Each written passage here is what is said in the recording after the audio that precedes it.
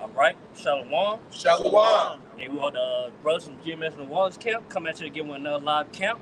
All right. Now, before we get started, we want to give our praises to Yahweh, Bahashem, Yahushai, Bahashem, Rakadash. the boss of Apostle Elder GMS, who we learned this truth from, and peace and mercy to all for elect. That's doing the will of Yahweh, Shema, shout to the best of their ability. All right. Now, the first thing I want to talk about is that, hey, we're in the end times, man. You know, we're at the end of America. You know what I'm saying? And a lot of people could feel it. A lot of people could see. You know, but when they see these things, they want to ask, how do we know? The prophets, man, the Ophi Lake, how do we know we're in the end times, man? How do we know for sure? All right, so that's what we're going to, man. We'll get scriptures on it. Go ahead. It's the book of 2nd Ezra, chapter 9, and verse 1. And it reads, He answered me then and said, Measure thou the time diligently in itself. And when thou seest part of the signs pass, which I have told thee before. So yeah, basically when you measure something, you see how far it is to get to like a certain length. No stuff like that. So yeah, we see like certain news of what's going on. Like we see, you know, World War III is on the horizon. You know, we see the MOTB about to come to pass. You know, we see number of people killing each other, stealing, and all that's in the rise. You know, and what else? You know, we see number of evil and wickedness just multiplying, man.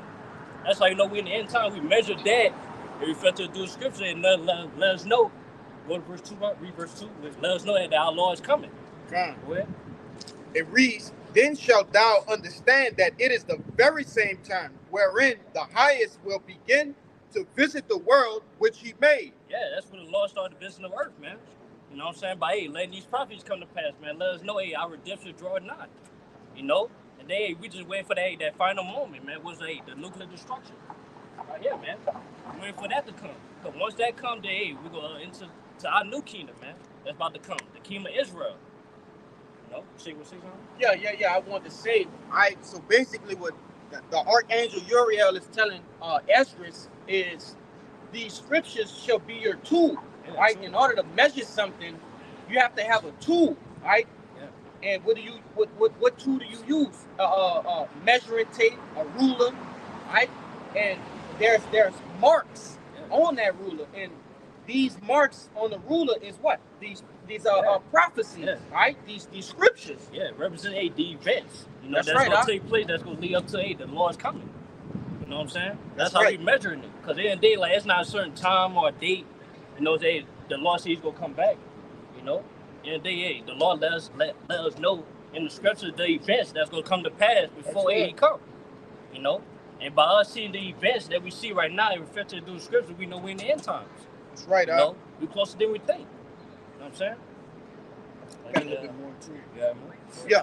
Just to go into what you said earlier, right? These are this is an example of a few of those marks, right? A few of those prophecies. Verse 3, it reads, Therefore, when there shall be seen earthquakes and uproars of the people in the world. Kyle, you see earthquakes and uproars of the people, man? You know what I'm saying? We see it through the news, man. You know what I'm saying? So, that's another event that let us know we're in the end time. Verse 4, Then shalt thou well understand that the Most High spake of those things from the day that were before thee. And so like he spoke this, he declared the end from the beginning. That's right. Yeah, been spoken on many years now, man. Many ages. You know, and now we're in those times, man. We're on those final age. You know what I'm saying? And the end is manifest. Yeah. Now you see, the end is being manifest, man, as we can see. You know? You know what I'm saying? It's being manifest, man. You can clear, everybody knows it now. Everybody can see it, that we're in the end time. We're in the end of this world. That's right. In America. Hey, if I could add, I seen the other day on social media that the apocalypse is like a current event topic. Yeah. Oh, it's like trending. It's trending. Yeah, it's trending. Bro, that's another thing. Like it's a new trend. Yeah, like we see like apocalypse movies, so-called apocalypse movies being put out back to back. That's how we know we're in the end times, man. Yeah. You know, and we see Esau being revealed, you know, for who he is, and the wickedness that he put on for America. That's how you know we're in the end times. Yeah. You know. You got something, bro? Yeah, the 2 Thessalonians. Yep. That's It's, true. 2 Thessalonians chapter 2, and I start at verse 3. Let no man deceive you by any means, for that day, all right, the last days, for that day shall not come except there be a falling away first, and that man of sin be revealed. Kind of say, yeah, let a man deceive you. You know, they say, let the man fall away first, hey, which fell away. You know, and then they say the man be revealed, which hey, so-called Esau, man, which is so-called white man. He's being revealed for who he really is. You know, because it's being hidden for so long that hey, you know, he try to hide his identity of who he is, but yeah, now it's being revealed by the prophets. You know. If I can say it real quick, because I was about to just, discard this word, but that brother had brought out, the revealing of who the actual devil is upon the earth, right? And that's why this word apocalypse is so dreaded, right, in Esau's kingdom. Yeah. And another thing too is that Right. that's how you know we're in the end times, because they scriptures say Egypt are set against Egypt, which they that America is that spiritual Egypt according to Revelation 11:8, man. If I could back you up, I was just skimming through an article earlier saying they just did a recent poll where 41% of Americans expect a civil war in the country within the next 5 years. Yeah. Well, I say we see Esau, going against their own nation, right? Exposing each other. That's right. That too. No, that's how you know we're in the end times, bro. We at the end. And I wanted to bring out this word apocalypse because Yeah. we just been using it. But it's heavy because like I said, man, that word apocalypse is a dreaded word, right, amongst the common American, right, and amongst the higher ups, the elites, right. And this is the word apocalypse in the online etymology, and it reads revelation, disclosure, uncover, to disclose, to reveal. Yeah. Cause by these so-called apocalypse come to pass, these events, you know what I'm saying, it's gonna all lead up to a revelation of Yahushua. That's right. Back, man. It also say disclosure. Yeah, to disclose, to uncover, to reveal. Reveal. Yeah, everything's gonna reveal Yahushua. It's gonna reveal the Lord, because the Lord's gonna show his power. Again, man, we let these events, come to pass. And also the great lies that this devil has, basically just threw dirt upon, right? Like who we are as a people. I would say, what's that main lie? So-called, this right here. So-called Jesus Christ, man, that he exists. That's that main lie that's being told, man. Got a person. But that real revelation that's gonna reveal, our Lord, the so-called black man, Yahushua, man. Everyone will see that. You got something? Go ahead. This is Obadiah 1 verse 6. How are the things of Esau searched out? How are his hidden things sought up? Yeah. Esau trying to aid. I would say, basically, Esau trying to aid, use his money, he's trying to hide who he is and the things that he's doing, the wicked device that he's putting out. He's trying to hide it for the people, man. It's being revealed in these times, man, by the prophets. As I said earlier, not for the press. We good? Yeah. Y'all got something? Yeah, I got you something. Yeah. This is the book of Isaiah, chapter 25, verse 7. It says that he will destroy in this mountain the face of the covering cast over all people, and the veil that is spread over all the nations. You got it. Yeah, and as the brother been bringing out, the spirit of prophecy, the revelation, it's exposing this devil, all right? Everything that he worked so hard to hide, all right, to put it, bury it under the dirt, it's all coming out, man. All right, the veil is being destroyed. The covering cast over the people, they know something is up. They know something is coming, through the spirit of the Lord, through the men on the highways and byways, week in, week out, telling you what's getting ready to come and what the word has went out. So it's only a matter of time before action starts to proceed behind this word, man. You see, because it's a transition that's getting ready to happen. All right, as long as the Lord has declared his word, all right, the people have been warned. All right, so after that, it's time for judgment, man. You see, go ahead, bro. Yeah. That's why they scripture says, because of unrighteous dealings that's being done in America, the key is being translated, man. It's being translated by us waking up. Start with the hope for like, man.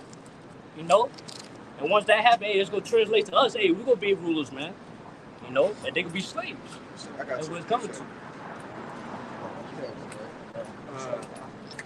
I got you something.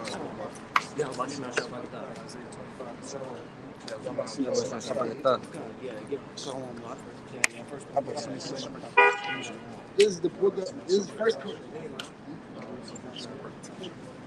this is First Corinthians 7:31, and they that use this world as not abusing it, for the fashion of this world passes away. Yeah, so yeah, we use the world in there. We gotta be in this world. We gotta, work so we gotta survive in America. You know what I'm saying?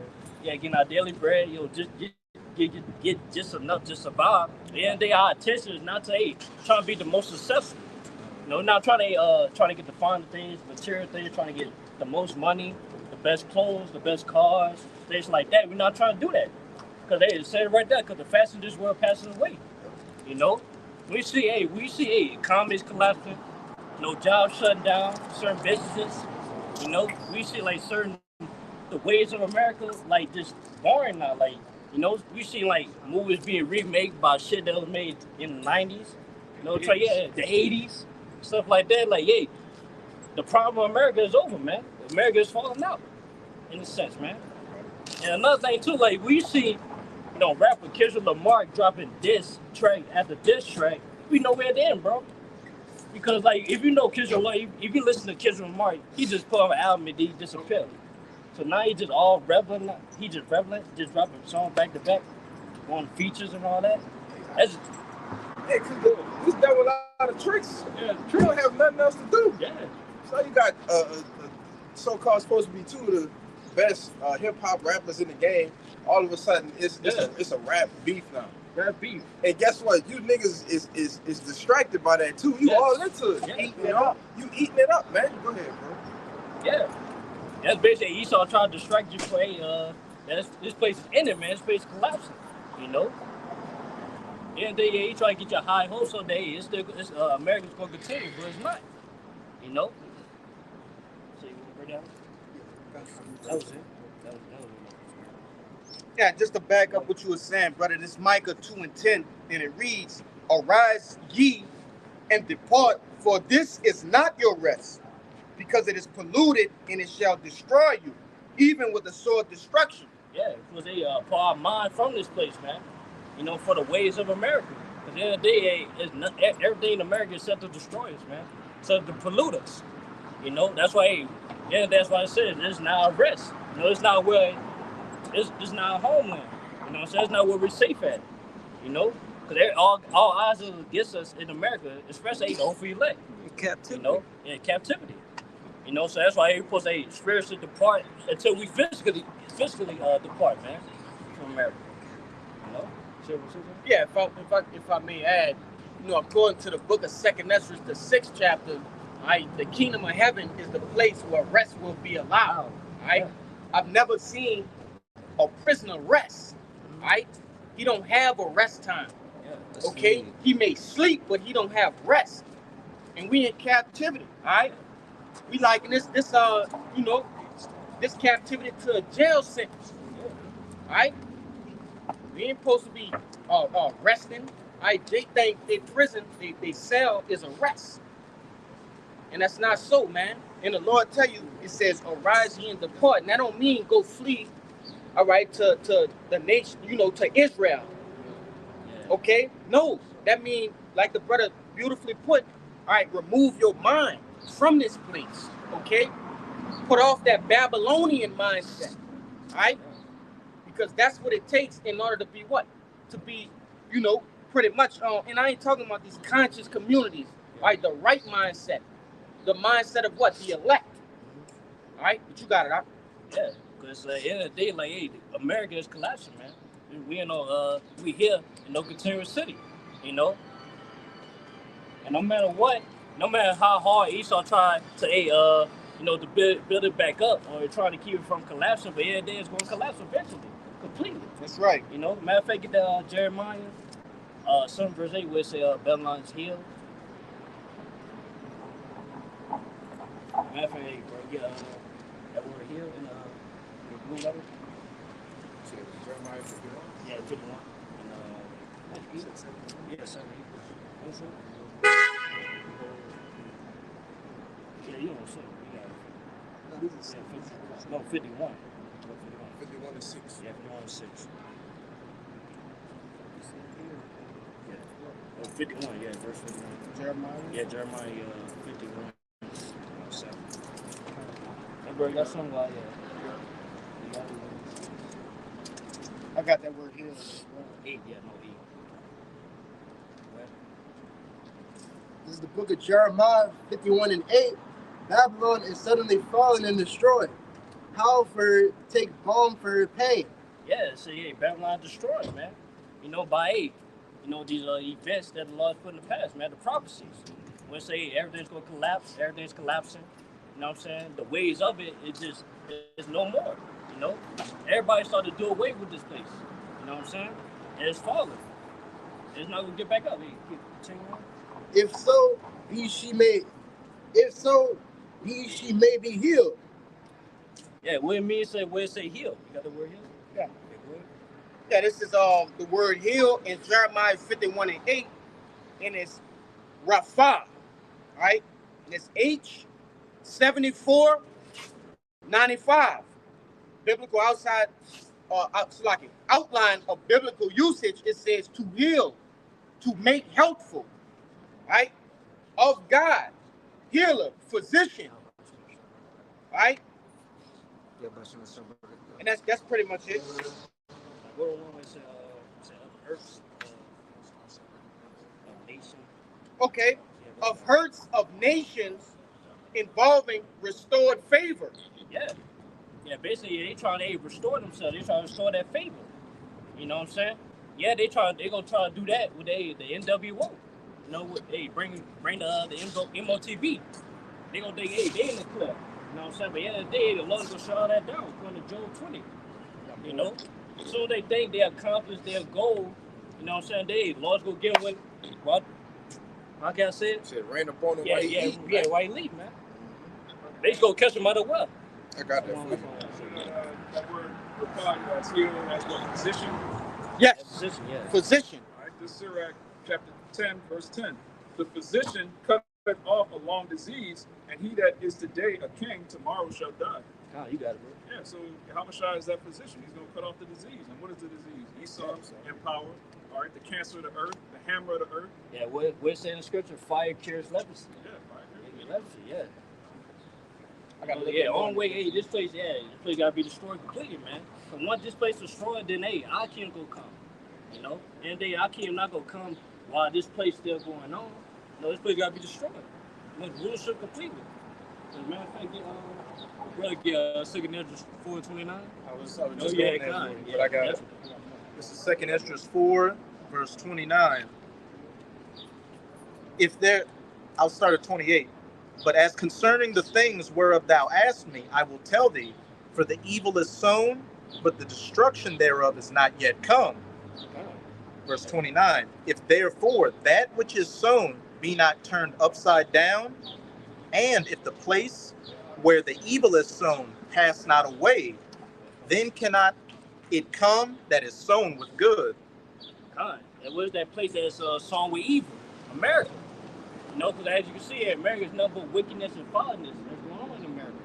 You know, it said if that don't pass away, then the place where the sown with good, which is our kingdom, that's about to come, that's not gonna come. But why is that place good? Because it's gonna be filled with righteousness, man.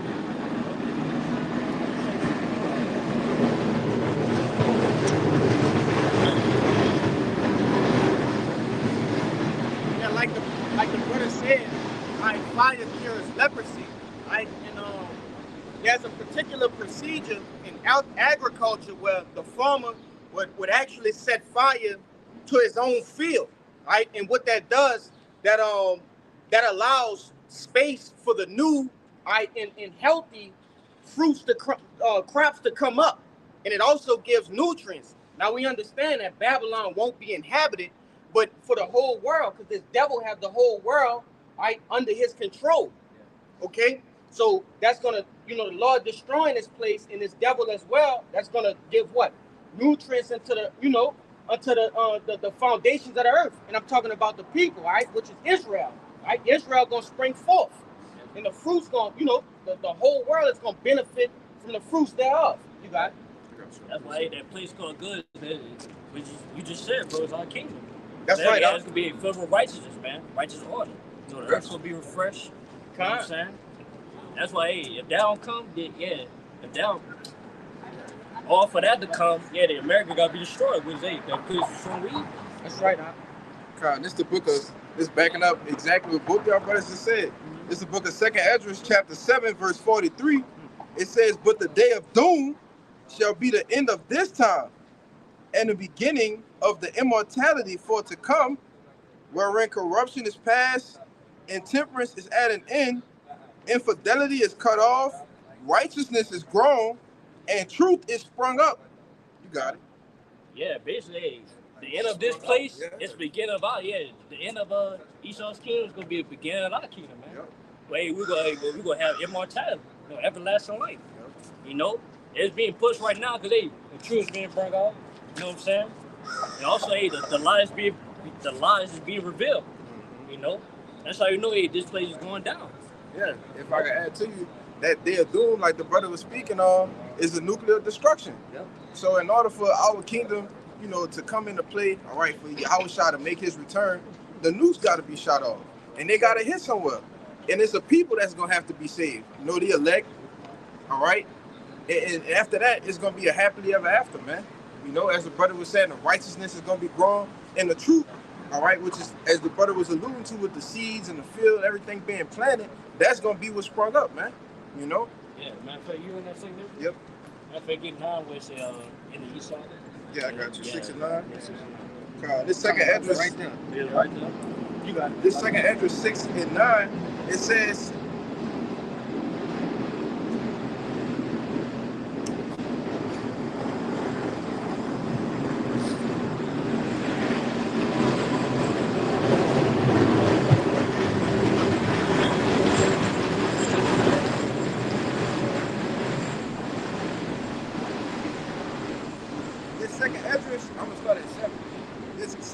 chapter 6, verse 7, it says, "Then answered I and said, What shall be the parting asunder of the times, or when shall be the end of the first and the beginning of it that follow it?"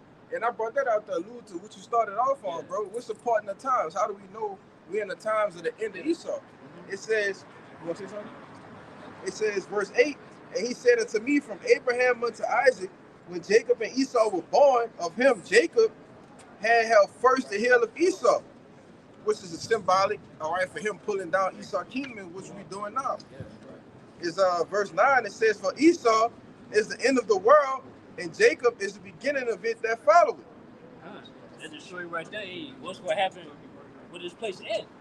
No way. As soon as this place end, then our king going to come. It's going to be the new beginning. The new season. Because right now, we in the season finale of America, man. Waiting for that final episode, which the nuclear destruction. And once that comes in, it's going to be the new season, man. Our kingdom. This is the series The finale. series finale, series finale. Like Kalaya was mentioning with the vineyard, or the process of the purification, in which the new fruit and the vegetation come of the earth. The Lord's stones and men are likened unto that. That's where the treasures lie at, right? But it's a purging process, as brothers know, with gold, and out of everything comes out of the earth. Matter of fact, this Job 28, and all this is kind of it circles into what you were saying. It says at the top of it, Job tells of the earth's treasures, and really the true earth treasures is who? The elect men, his people. The way he's planted. He planted his men in vineyards, olive trees. That's the treasures of the Lord. It got to spring up, all right? Which, when we started to get this truth, we started to get life in it, started what? Spring up. And out of the earth came Adam, all right? When you go into the word Adam, it's called what? Adama, from the ground. So out of it, even Yahushua said that you shall be, he going to hit you with what? Fire and water, all right? Is it go like that? If y'all can get that, go ahead, brother. I want to say too, back you up. As this place collapsing, I can't. He baptized you in, which is the going into it, but going into you're gonna go through the tribulations and the trials. But the fire is what I want to put emphasis on. All right, but go ahead. What you about to say? I want to say too, as this place collapsing, our kingdom's being built up. Which our kingdom start with men, with them men. It's fitting because the Lord like his judgment into a rank. All right. He start, like you say, he's ending it literally with fire. All right. So what? His judgment is coming in, and out of fire comes the things of the earth. This Job 28:5. As for the earth, out of it cometh bread, and under it is turned up as if it were fire. All right. So the Lord, even as he sprang things up through that purification purpose, he also gonna take down Babylon through fire as well. The Lord's judgment is like a rain, man. Everything is coming back around. Go ahead, huh? And like you said, who are those precious, those stones? I got that. But look, what are the stones speaking? Fire. Fire. All right? Yeah, so the the stones are actually speaking fire, according to what? I think that was Isaiah. He said it was like a fire in his Jeremiah. belly. Oh, Jeremiah, Salakia. He said like the word was a fire in his belly. Yeah. In order for the fire to be in you, you had to come from it. It had to be a beginning. You had the fire with the line within you, man. And that's even more why the Lord dealing with the fire in the beginning, in the middle, and end is even Yahushua, even our spirits are consuming fires, man. Our spirits is what we're made of. So when the Lord put that fire in a vessel, all right, it only can come forth of it as fire. That's why I'm making you as Jacob shall be a flame, and Joseph, come on, a fire, man. So the Lord, the judgment is started from the beginning, coming back round to the end. Let me get this. This is Job 28:1. I jumped to 5 to go to the fire point, all right? It says, surely there is a vein for the silver, and that vein is vein. Obviously, you know, it's a vessel within, and a place for where they find it, all right? And gold is purified through what? Fire. If we're the stones or we're the gold precious of the elect, the fire is purifying us, man. It purifies, it get in us, then we what? Burn the people with it. That's right. And then the Lord gonna crush this place with fire. Even with the angels. Everything gonna go back to fire. Go ahead, huh? Yeah, even the shit we doing right now, because the word represents the fire. The word. And Jeremiah, it says, verse 2, iron is taken out of the earth and brass is molten out of the stone. Which brass, all that, you know, you get the burning and the molten and what you call that, man, when you got the mask on, the proper way of doing it? Welding, and you know, you burning the brass, the hot iron, things of that nature, man. That's how purification is brought forth, right? The best of something is brought forth, and that's why the diamond or the gold got to finish out of the fire for the perfection. And that's the same with us, all right? We coming from the fire, in the fire, out of the fire, back to the fire. Come on, man. We'll fire ourselves, man. It's heavy. It says, he set it into darkness and searching out all perfection, the stones of darkness and the shadow of death. All right, which we know that goes into the wicked, man. They're the shadow of death, or the stones of darkness, man. Okay, go ahead, brother. If I can say, hey, brother, you know, hey, only the elect gonna lock into this part what brothers is talking about, because this super heavy.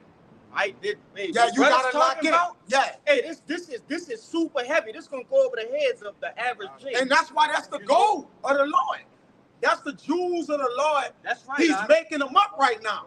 All right, but again, there's a process. Remember that video I put in with the brother said this is the final purging. Or whatever. The final. Yeah, he was going into the actual way you actually bring forth the purging and, you know, the different steps. He went in the depth, man. It's heavy, all right. It says the flood break it out from the inhabitant, even the waters forgotten of the foot. They are dried up, they are gone away from men. Back to the 5. As for earth, out of it cometh bread, and under it turned up as if it were fire. The stones of it are the places of sapphire.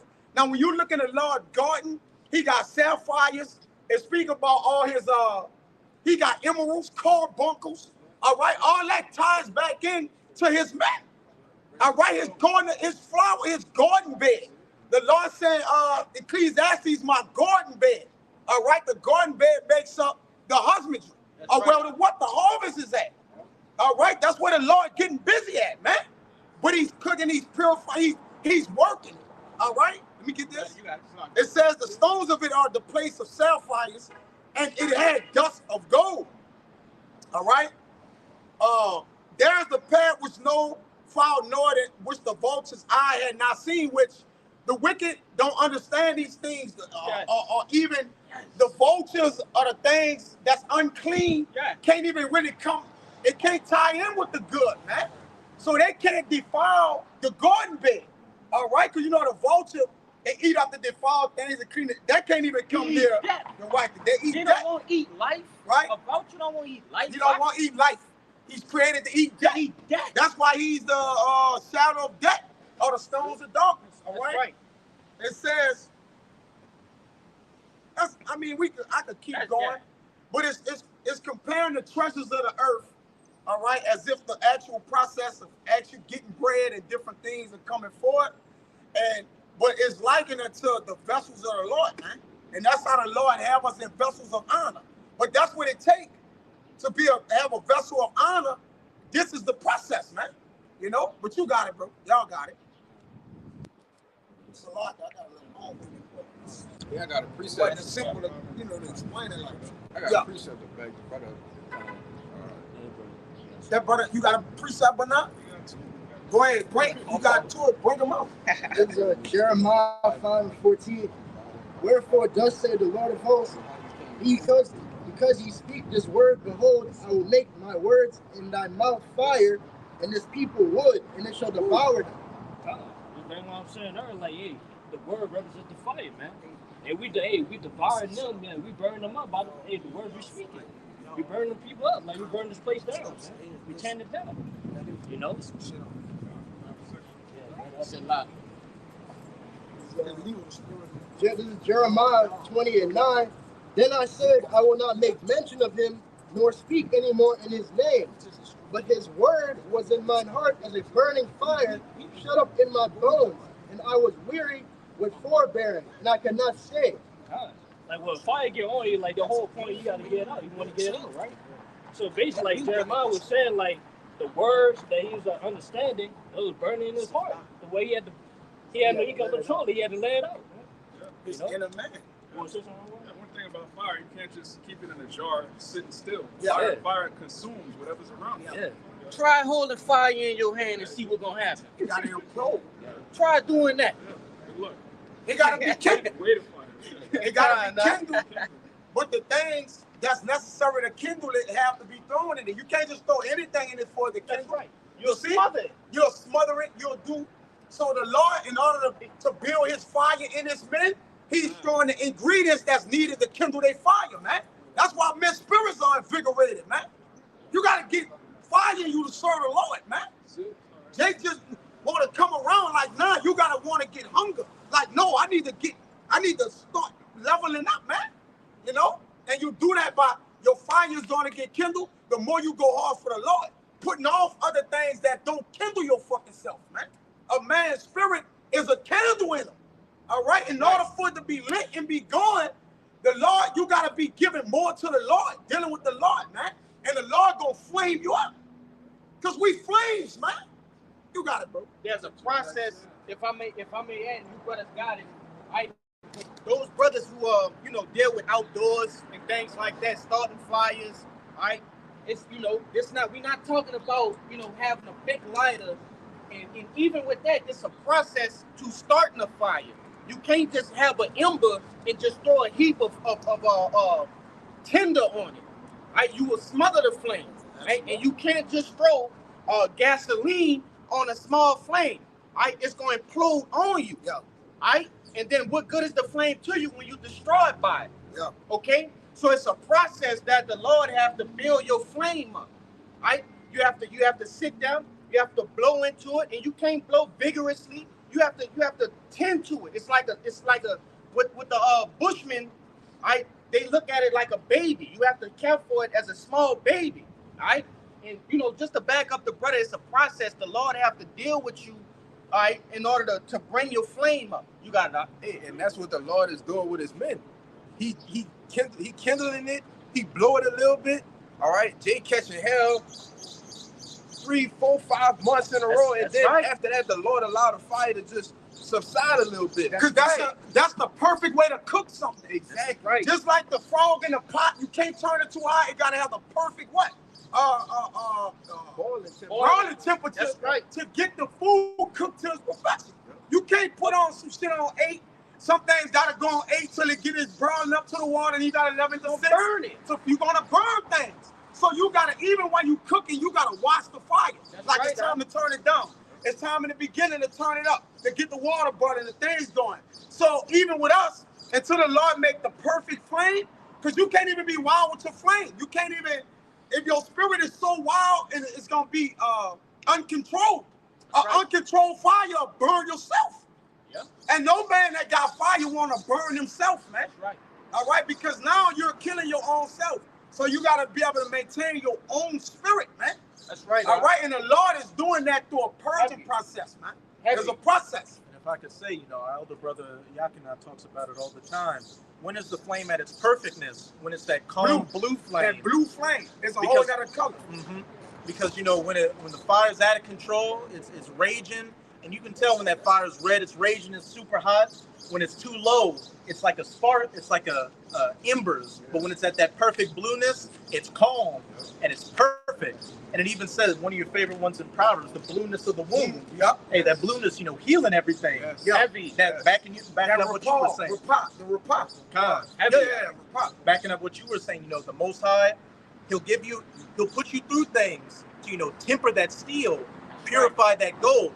He'll pull back, let you heal up a little bit, then hit you with a different shot. And each shot you get hit with, that just makes you that much more perfected and perfect, and be able to more utilize yourself in the truth and in your walk. Acceptable. Heavy, you gotta understand what's going on, brothers. Using analogies. Brothers are using analogies on how you grow. The way the Lord deal with us, man, like it's up there. I'm gonna say this: the Lord got the spirit on. Hey, the feet of the Lord. Right now, man.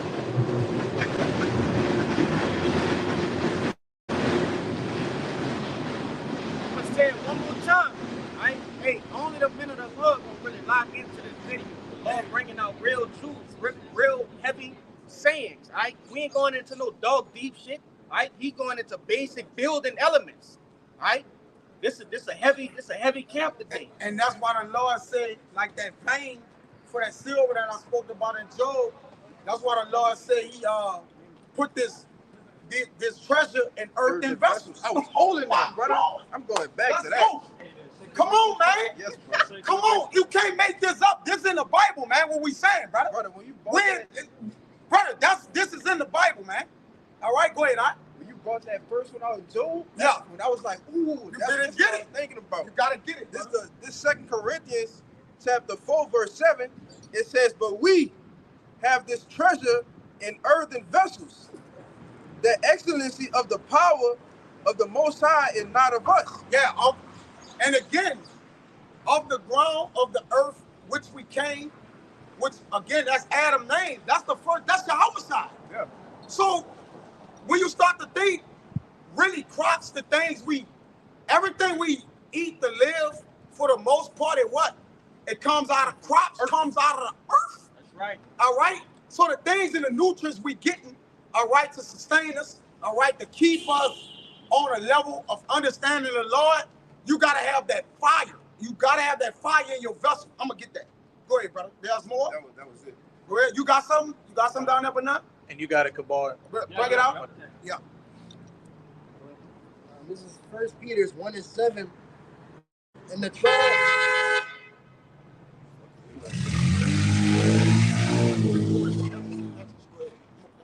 This is 1 Peter 1:7. The trial of their faith being much more precious than fine gold that perisheth, though it be tried with fire, might be found unto praise and honor in the glory of the appearing of Hamashiach Yahushua. Tried by fire. That's something to back that up. Yeah, basically, that's why we're being tried by that fire, man. So they test all we really ate. The trial of our faith, do we really believe? That's that main point of going through that fire. Because I was going through that fire. That's no honor. You know, you can't get through the king. You can't make it to the king without going through that fire. You know, they said, but hey, if you make it through that fire, we ain't gonna have praise. Everybody's praise. Everybody's honor. That's in our name. You know? I said 2 and 5. Yeah. This is Sirach 2, verse 5. For gold is tried in the fire, Lord and acceptable men in the furnace of adversity. Yeah. Yes. Yeah, gold is tried in the fire. Proverbs we being 25. tried by certain afflictions. You know what I'm saying? Yeah. Yeah, it said acceptable men in the furnace. You know, hey, the Lord called us, hey, to go through that fire, man. Hey, everybody else just going through shit, just with vague, just vague. A lot of it's supposed to build you up anyway. Yeah. You also, if we going through it, hey, you know, you also, if we going through it, hey, for that everlasting glory, man. You know, honor. You know what I'm saying? Attain everlasting life, man. You know? Quick one to back that. It's Isaiah chapter 48, verse 10. Behold, I have refined thee, but not with silver. I have chosen thee in the furnace of affliction. God, he said he chosen us. He called us, you know, to go through it, man. Go through that furnace, man. Because everybody else is not, you know, worthy to go through it, man. And the Lord's not dealing with them, you know. If I could say, he chose you. All right. Yeah. So that means he ain't just take any old rock off the ground and just throw it into a goddamn furnace. No, he took his time and said, okay, I want this stone, right? I want this piece of gold. I want this ruby, this, you know what I mean? This stone to go through that furnace. You know, so, you know, you gotta understand, you know, hey, this is not a easy thing, but at the same time, you gotta take this thing serious because, you know, you might be the chosen of the Lord. But you got it, huh? That's why, hey, the brother Rashad, he had brought out, hey, it's a treasure. We have the treasure in earthly vessels, man. Everybody else, they try to attain a corruptible crown, but yeah, we attain incorruptible. You know what I'm saying? And that's why the Lord constantly bring forth. We got to keep on basically living in the word of the Lord, because that's also the way that the Lord purifies his vessels, man. Yeah. Unto honor. Bring that out. This is the book of Psalms. Psalms chapter 12, verse 6. It says the words of Yahweh. The what? The words of Yahweh. First of all, the word is Yahweh Shai, man. All right? So you can liken that Yahweh, the Yahweh Shai of Yahweh. Go ahead.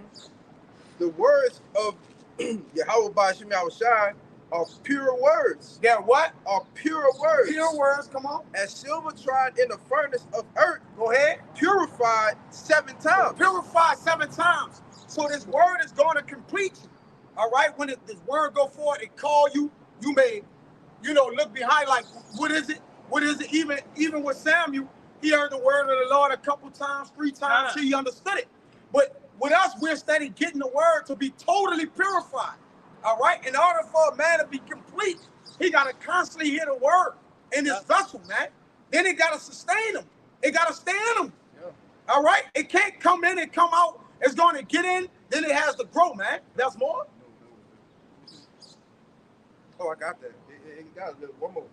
It's verse 7. It says, thou shalt keep them, and the Lord shall preserve them from this generation forever. So, being nourished, when we're nourished of the words and purified, all right, that helps us walk in the truth according to law, statutes, and commandments, and it also shields us from the ways of the world, the things of the world that could get us Satan, man. All right? And when we get it, we got to do this. This 2 Ezra 14 and 39, 38. It says, in the next day, behold, a voice called me, saying, Esdras, open thy mouth and drink that I give thee to drink. And what we drink and eat is part of the nourishment process in which we use to live, man. It says, then opened I my mouth, and behold, he reached me a full cup, which was full as if it were water, but the color of it was like fire. All right? So the color in which these words, it put the fire in us, man. And that's Yahweh Shai in us, man. All right? Because what we do and preach and teach, it all goes back to Yahweh Shai, which then it goes to the Lord. Jacob be like, oh, I'm going straight to Yahweh. No, it got to go to Yahweh Shai, man. If he's the word and the Lord give the word to you, you got to give the word back to him. That's the mediator. Miss me with that. You can't just get to the Lord. Nobody's going to the Lord, man. He didn't order it like that. You can't just go to the throne like that. All right? It says that's out of order. Yeah. If the Lord gives you the word gives you order. Yes, So sir. when you get the order, it tells you how to give it back, what to do. Everything is in order with the Lord, man. Well done. So now you get the word and you're going to be wild. I'm going to God. No, man. Nah, it says, and I took it and drank, and when I had drunk of it, my heart under understanding and wisdom grew in my breast, for my spirit strengthened my memory. It ignited that flame. So it ignited the flame. Once the flame was lit, it was on. The Lord, like once I light him up, in other words, once I get him clean, put my word in him, he gonna light up. He gonna light the world up, man. All right, because that's his job to do. And the Lord tempered every man, engaged every man fire to get busy as such, man. All right, go ahead. Yeah, this for the brother fire. This for the brother not Hoya. This Proverbs 25:4, and it reads, "Take away the dross from the silver, and there shall forth a vessel for the finer." You want to speak on it? Yeah, that's what that purification process does. It burns off all the impurities, and it ignites that flame within you. And if I could say, hey, the simple thing, we just talking about regular silver. But as we've been going into, right, you have elect men that the Lord likens unto silver, unto gold, unto carbuncles, unto beryl, right, unto stones. You see precious metals. So it's talking about, Go ahead. It's right here, verse 4. Read that again. I'm about to bring it Come. This Proverbs 25:4, and it reads, "Take away the Got dross dross. from the silver, and there shall come forth a vessel for the finer." Right. That vessel, all right, the finer being the Lord, and how about you now shine, all right, and us being that vessel. That's all right. What you have the Lord, he's doing, ultimately the brother's been going into is the purification process. All right. Now this the word purify. It says to free from spiritual pollution. All right. And what's the pollution that we deal with? The ways of this world, the wickedness of this world. So the Lord is purifying us to do what? Free us from the spiritual pollution, man. To separate the gold from the dross, man. Melting away the impurities. You see?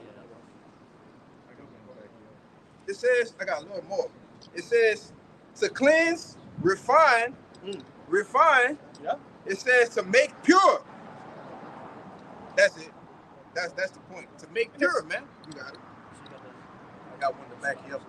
if I could say, hey, we say refine, right? What is Esau doing with these different oils at these refineries? You see? And a refinery never closed. It's never shut down. It's working. They think you could just pull oils and gasoline from the ground and just use it. No, you have to refine it that it may be what? Useful. You talking about refining oil. What do we have?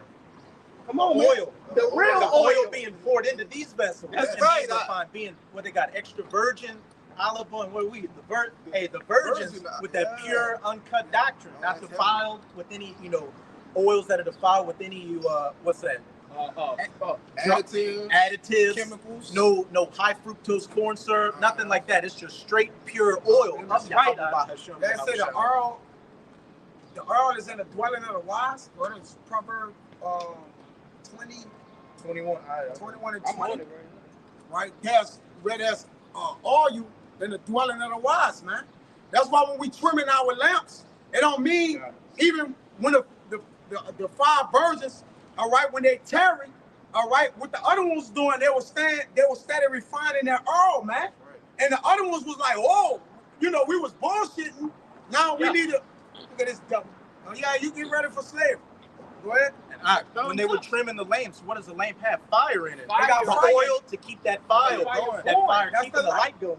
That's the right, huh? Oh, Man, that's heavy.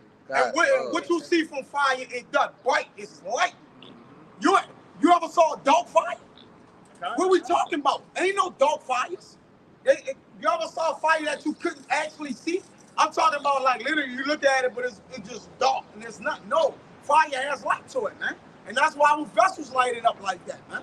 Go ahead, Doc. If I can say real quick, that fire in that lamp was perfectly tempered. So what? The lamp didn't burst. It didn't catch everything It else didn't on get fire. hot. Yeah. It was tempered. That's the vessels of honor. They're gonna be tempered to where they're not gonna explode. All right, they're not gonna underperform or don't work as well as their fire gonna be what? Perfect. That's the end of that man though. But you gotta get to the end of the man. All right, what's the Lord gonna purify? Go ahead. One more. And when they say the bridegroom came, go ahead, you got it. In that parable, when they say the bridegroom came at midnight in darkness, and aren't we walking in the lane of darkness with this light shining forth? If I could quickly add, and I'm gonna say this again, if any brother know about being in the wild, bushcraft, like 12 o'clock, midnight, that's the time when Jake really want to go to sleep, and you have to put enough tinder on the fire to keep it going to the next day. You see, because they say coming in the middle of the night. That's when people the fire will burn out. Yeah, it's gonna go out. Mm-hmm. So people are sleeping. That's right. You can't tend to it. You can't tend to it. Sleep.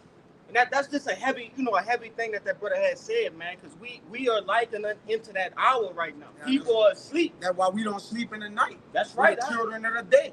Y'all got it though. The night, it says, desire not the night. Job 36:20. When men are cut off in their place. The That's same right. thing as a fire. That's right. All right, in the night, it'll just cut off in the family. Like, man, I went to sleep.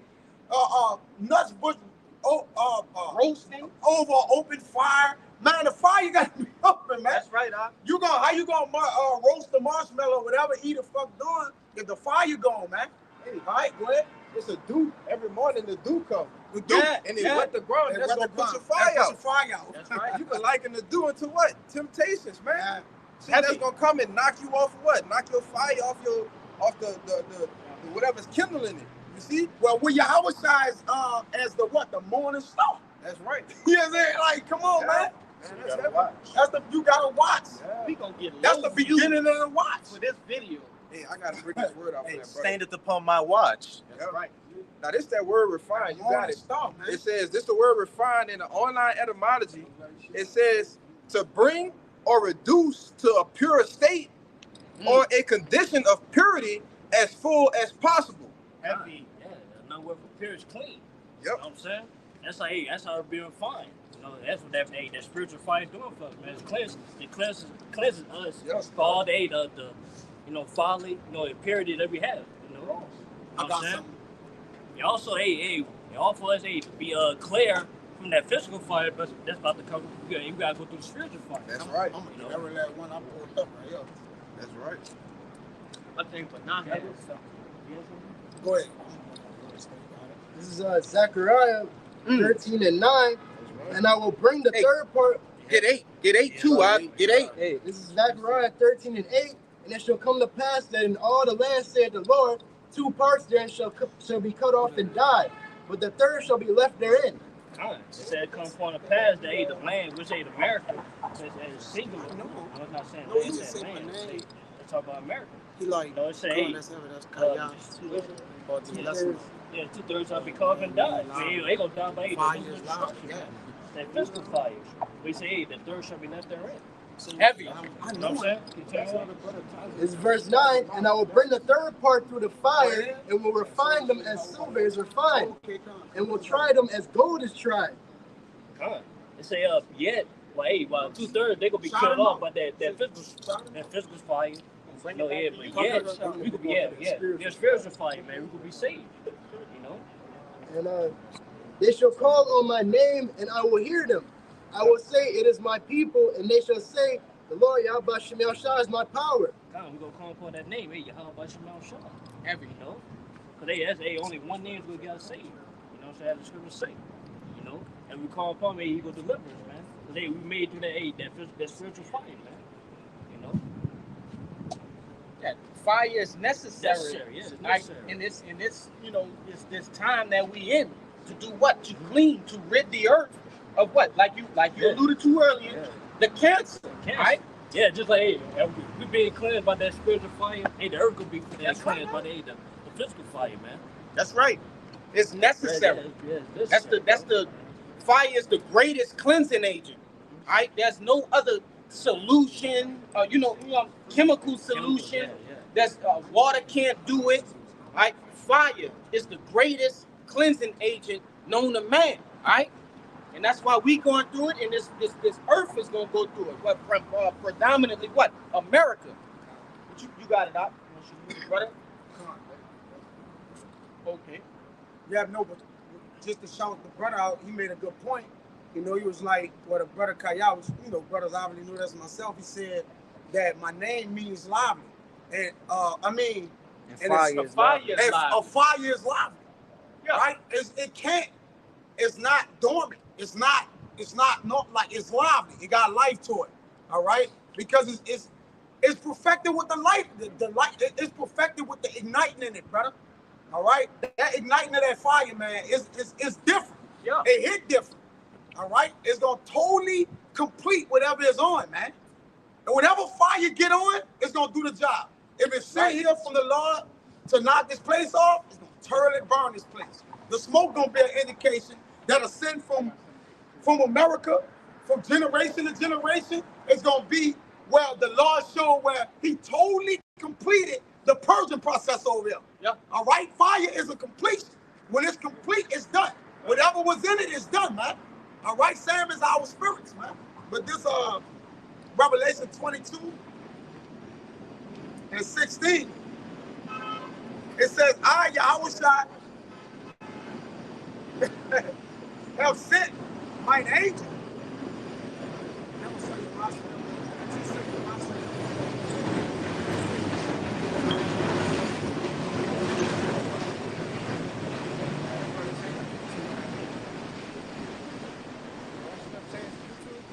It says, Shalom, man. This Revelation, you got it. Hey, you got it, brother. This Revelation 22 and 16. I, Yahushua, have sent my angels to testify unto you until you these things in the churches. I am the root and the offspring of David and the bright and morning star. Because I had mentioned that, but you got it. But hey, that's talking about Yahushua, man. Because he said, I am the root, offspring of David. I mean, he came to save a man. Which he came from the lineage of David. He said he is that morning star. You know what I'm saying? Because, hey, when he come back, when he come back, everybody's going to see. It's going to be bright as the sun. It's going to darken everything on the earth. Also, everybody's going to see how it shine that day. You know what I'm saying? I got that word bright in the online etymology. It says lampros. Lamp. Like, so, come on, man. We can't make this up. Strong's G 2986. Lampras, which lamp, it got lamp. It says shining, brilliant, clear, transparent. All right? It starts to be made clear when the Lord starts to work his fire in his vessels. Pure. You start to see the purification in men. You start to see, like, man, the spirit of the Lord is on that man. All right? Yeah, it's going to be clear who the Lord is. Yeah, splendid, magnificent. So, out of the vessel of that which is pushing forth that fire, you're going to see the magnificence. Then you'll know where the fire came from. Same thing in the creation. What? Their faces is shining now, man. All right? It says, splendid things, i.e. luxury or elegancies and dress of style. And you start to see the flavor through men when that spirit is ignited like that, man. And that fire, man. And you got our elders and apostles. Look at all the elegancies you see in them. All the differences in his in the Lord garden bed, all right? The different things, the campfire, all the special herbs and the things the Lord like, man. Frankincense and different things like that, man. That's made up of his men, all right? It says the goodly, the white, the gorgeous men, right? All right? Those are what the Lord speaking of as that's the word bright in Revelation, man. All right? And that's Yahushua. So when Yahushua get in you, that's what the reflection show. That's why it says in Proverbs 27 and 19, as in water, face answering to face, so the heart of man to man. Your spirit is reflecting what you're doing for the Lord, man. Yes. All right? Go ahead, I got a precept if you want to speak on it. You want to speak on it? Who is, wait. In the etymology, I got to get it. You got it. It says a torch, a lamp. Hear me. I praise God. It says a torch, a lamp, the flame of which is fed with oil. Go ahead, man. Fed with oil. Fed with oil. You got it. Yeah, represent the word. Like, us having that spiritual fire. Come on, man. So that fire, the word, it's being kindled. It's being, you know what I'm saying? Brought up, man. But that oil, which the oil represent the word too. You know? If I could say, that's why I tell you in Revelations, I would rather ye be hot or cold, all right? Likened unto a fire, all right?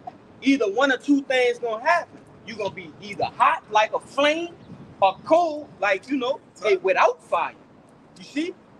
And only the oil can do what? Feed that flame. The Lord gotta light you up.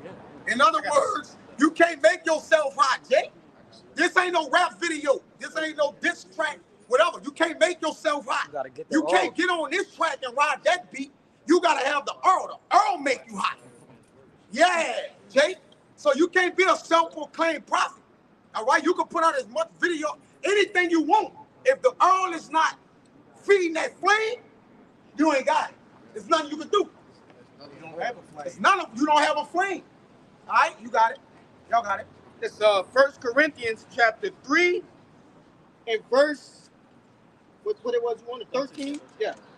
1 Corinthians 3 and 13, and it reads, 12. It says, now if any man build upon this foundation gold, silver, precious stones, wood, hay, stubble, every man's work shall be made manifest, for the day shall declare it, because it shall be revealed by fire, and the fire shall try every man's work of what sort it is. Yeah, basically, we building ourselves at that lively stone, gold. What's it says? Silver, precious stones, wood, stubble. You know what I'm saying? But yet that fire, it's gonna try us, man. To see, what kind of stones we are, what type of gold we is. Whether we be that precious gold, or whether we gonna be that filthy gold. You know what I'm saying? It's gonna be built by that fire. I got more. Can I please bring this out? Yeah, I got a little bit more. It's gonna go right. It's gonna tie right into what you just said. This 1 Peter chapter 4, verse 12, it says, "Beloved, thinking not strange concerning the fiery trial, which is to try you, as though some strange thing happened unto you." Yeah, I don't think it's strange. Like, don't just saying, why this happened to you? We go to that spiritual fire. End of the day, like you should know why. You know, every day is just to try you, man. You see, whether you believe or not, you believe in the Lord, or whether you really rip this thing of ours. You know, that's what that fire does. It does. Yeah, this back in 1 Corinthians 3 and verse 14. Just backing up exactly what you said. It reads, if any man's work abide which he has built thereupon, he shall receive a reward. Yeah, you got it. So yeah, if you come up as that, you know what I'm saying, depends on what type of, stone or gold you is, then you can see a reward for it. Whether that be a righteous reward or the evil reward, you know? That was it? Yes. That was it? Come. Wow. I got something else. If those brothers got it down. Real quick. It's Book of Malachi, chapter 3, verse 17. And they shall be mine, talking about the elect, saith Yahweh, the Lord of hosts, in that day when I make up my jewels, and I will spare them as a man spareth his own son that serveth him. So every man of the Lord is a jewel of Yahweh Hashem Yahushua. We represent those precious stones, all right? The onyx, the tiger eye, the pearl. That's us, man. We're the Lord's jewels. Yeah, Lord would say if we come to the present jewel, then he goes spare us for that physical fire, man. No, that judgment. Yeah, when you're purified by the spiritual fire, you get spared from that physical fire that's coming to the rest of the world.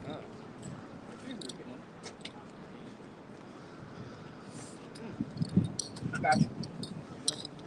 This for you, huh? Right, because we've been speaking about a physical fire. I mean, and also what? A spiritual fire. So this is 1 Peter chapter 2 and verse 20, and it reads, For what glory is it if, when ye be buffeted for your faults, ye shall take it patiently? That's a question mark. But if, when ye do well and suffer for it, ye take it patiently, this is acceptable with Yahweh. Like, God. Right, and you know, brother's been speaking on a spiritual fire. These are the things that we go through on a daily basis. Right? The things that, you know, the normal Jake will lose their wits over. Right? But you gotta take these things cheerfully. Okay? You gotta endure them like a hard soldier, man, because these are the very same things that are gonna lead you into perfection. Right? You don't see gold crying about, damn, this fire is too hot. No, because gold knows it's going to be beautiful at the end of its purification process. And we are likened unto the same thing. Right? That's why gold holds up in the furnace. Okay? You got it. Hey, I would just say this like this, bro. You got two options. You can either go through the fire or go through the fire, man. Yeah. That's it. You got two choices, Yes. fire or fire. Yes. Stupid. All right? You hear me? You're either gonna walk all the way through unscathed, well, not refined. You're gonna walk through either refined or you're gonna get caught in it and burned up. Yeah. You're gonna let the fire overtake you? And even then, you get purified either way. Yeah, you're going to be refined or refined. Yeah, that's it. One of the two. As it says in what? 2nd Ezra, the 9th chapter. The same shall know by death by pain. Right?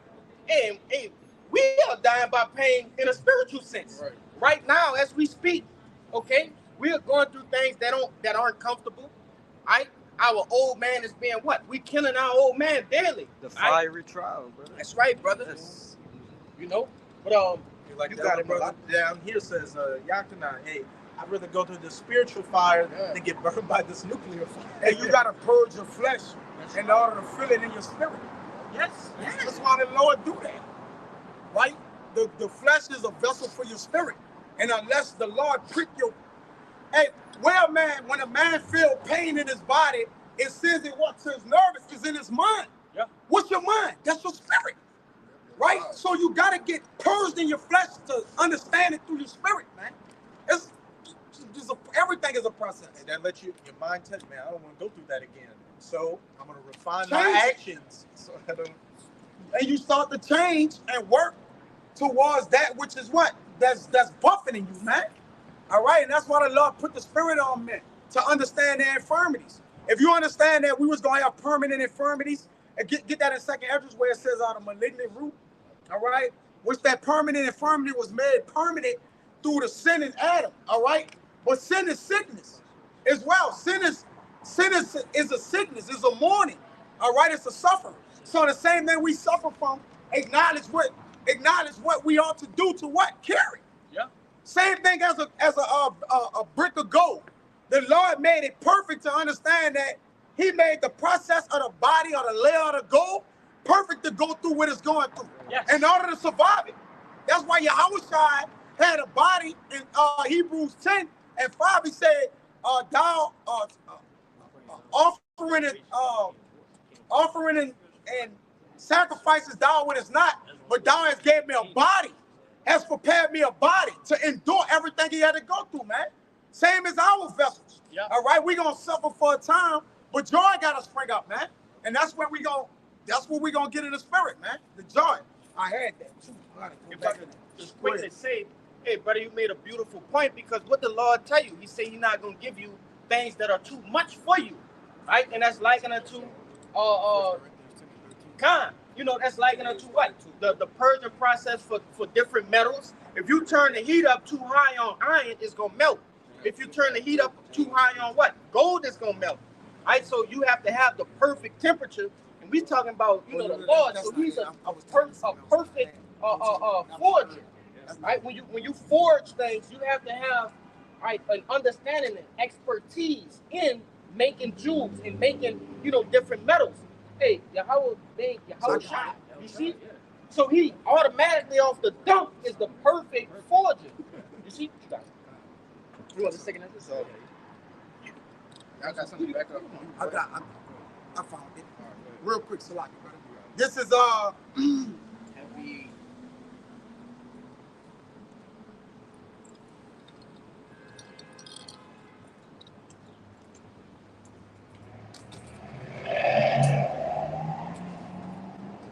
Job 38:6, it says, "Whereupon are the foundations thereof fasting?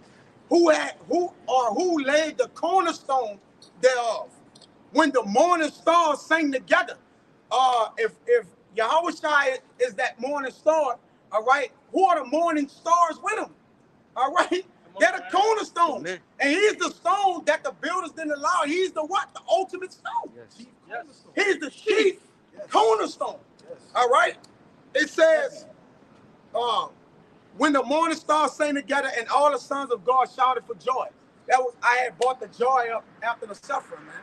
All right. But after we get this word or get this liveliness in us, man, we start to sing out to the Lord for joy. And when we sing the new song, that means our what? The renewing in our spirits, man. All right. Taking us from that old man, transitioning us to the new man. All right. It bring what? It bring a joy unto us, man. You got it, bro. It's and to back that point, we're saying that we are that morning star. You know, the elect men on for 1,000.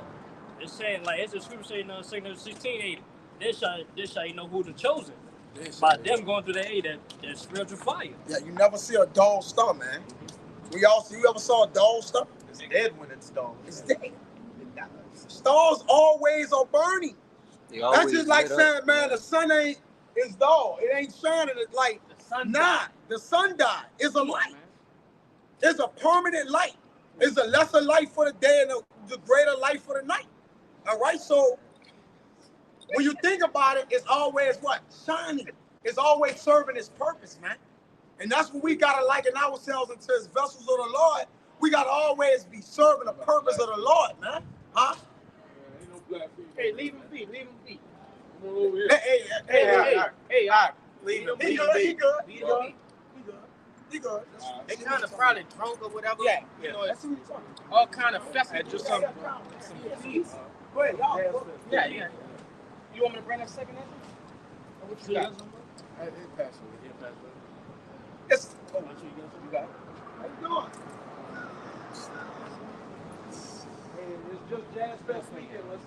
I got the second Esdras for you.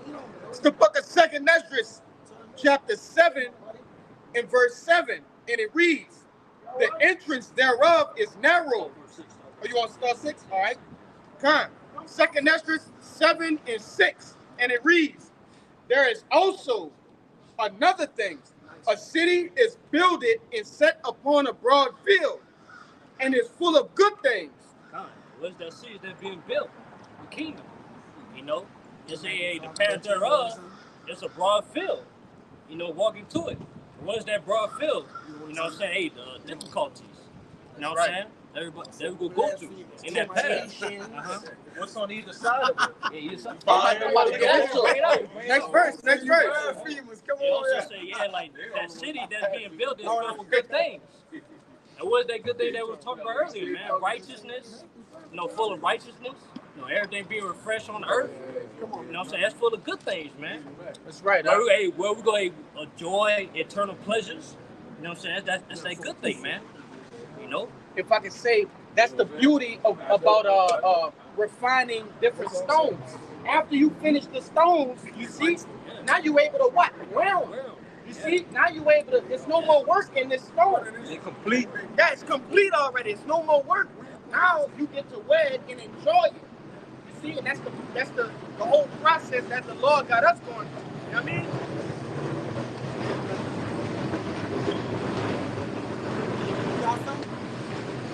It's back in second Esdras chapter 7 and verse 7, and it reads, "The entrance thereof is narrow, and is set in a dangerous place to fall, like as if there were a fire on the right hand and on the left a deep water." I said the entrance, we enter to that path, we come to the truth. Hey, what the main thing we come to the truth? Hey, to be delivered from this place and make to our kingdom, be the first fruits. And make to our kingdom. It said to that path, through that way is a straight gate. It said narrow, it means straight. It means there's only one way to make it to the kingdom, man. That's in the next couple of years. Straight. It means a position of difficulty. That's right. As it said in that verse, it said, but in that path, the rise of the fire, and the left is the water, man. What they narrow path. Yeah, narrow path. You know, and with that representing all the trials and tribulations and difficulties that we're going to go through while we walking in that path to the kingdom, that city that's being built. You know, boy, continue on. It's verse 8, and it reads, and one only path between them both, even between the fire and the water. If I could add, the brother said the city. The main thing when you come into the city, wherever you at, what you see? Lights. Lights. Lights. Yeah. Right? And whenever you know, then you get it right back. Go ahead. Or you going into the Matthew? Yes. This Matthew chapter 5. Come, just swing it back to you. Yep. This Matthew chapter 5, verse 14. It says, "Ye are the light of the world." The what? Who the years? That's the elect. The stars. The stars. Bro, the elect really the stars of the earth. It don't quite yet, like it said in Romans. It don't appear to be yet. Yeah, Same thing as a star. Sometimes it don't appear to be that it's gonna be shining, but you'll glance and then look back and then it's lit up, it's illuminated. So it don't appear to be right now that the true stars of the earth are actually shining. All right. The dimmer stars that they call celebrities and different things of this earth, the Lord illuminaries are actually the ones that's shining, right? Because the world is upside down. But as you speak about in Acts, the men that came turned the world upside down or come hither also, which are the real stars of the world. So when the real stars start to come out and shine, which you're going to see your teachers, so they're not removed in the cone anymore, those stars are shining bright in the sky now. They're the light of the world now, all right? When you see the most stars at night is what?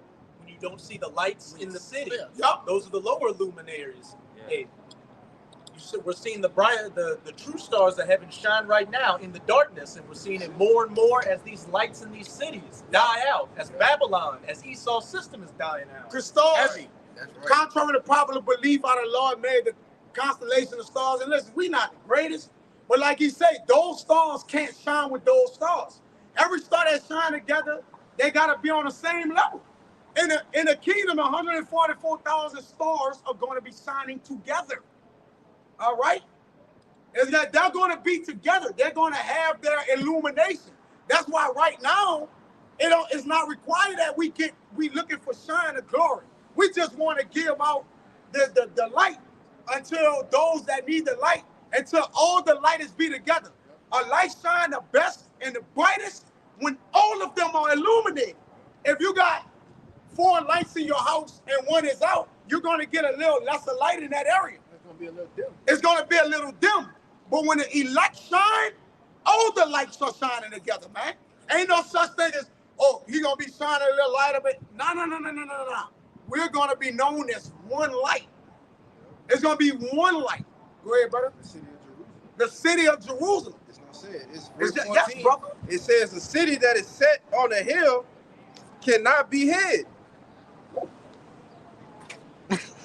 You break it down. Y'all break it down. It says, and as the brother was going into, that city is what? New Jerusalem. You set it on a hill, which represents what? A city. Man, threw me off, bro. The city of Jerusalem gonna be set as a hill. Yeah, and that city, that light, the real luminaries is not gonna be hid, man. You see, it's gonna be shining so bright that what everybody gonna see and say we're gonna go back to being what? That perfection of beauty. All right, yeah, because we ain't gonna be hid no more. I got a precept. It's Sirach 25 verse 11. But the love of the Lord passeth all things for illumination. And he that holdeth it, whereunto shall he be likened. And that's right. He say, hey, the love of the Lord, the words, law, statute, commandments, that pass all, the illumination, man. I mean, hey, it's brighter than any lights, man. That's what the It say he that hold on to the elect men that's holding on to this, the words, which say the love of the Lord, hey, they're lighting up to it. They brighter. They too much brighter than all the lights that you can see, man. The physical light, See that was it, bro?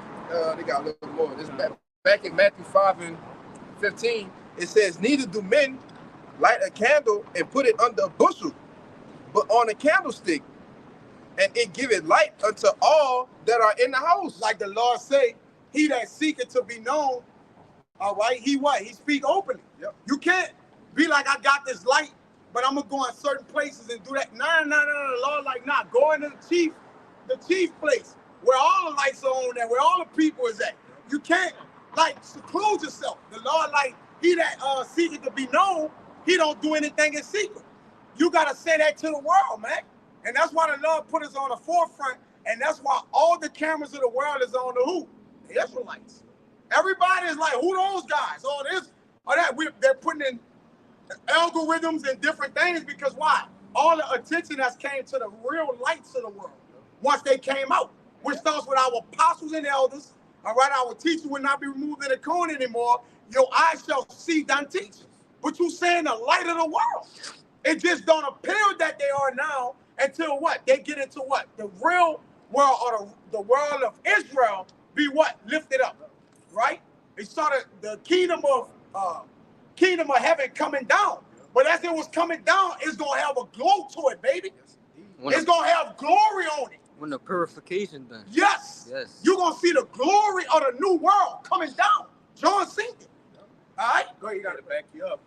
You know, it's talking about how all eyes are on here. What did they just talk about, you know, pushing through the Congress, that anti-Sim bill, where, you know, one of their definitions for that organization pushing for it is saying that the Jays killed Yahushua, which it wasn't those Jays, it was the real Israelites, but they link it as them. So what? They're looking to make the Bible illegal. They're looking to put that light out. But what? A light upon a hill cannot be hid.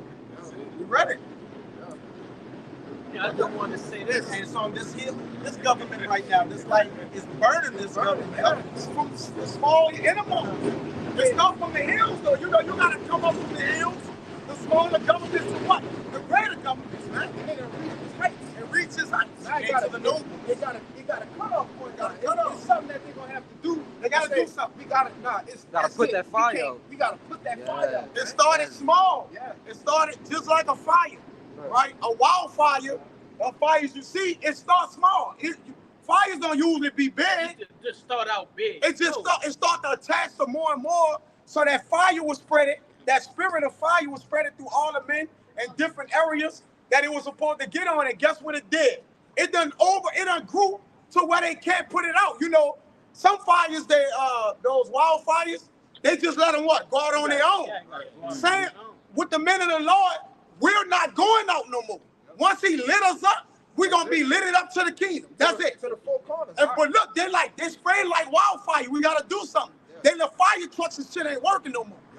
They're like, what we have to do? All right? You can't put water on it, because water on it make it what? More aggressive. All right? So we're that wildfire that the wicked can't put out, man.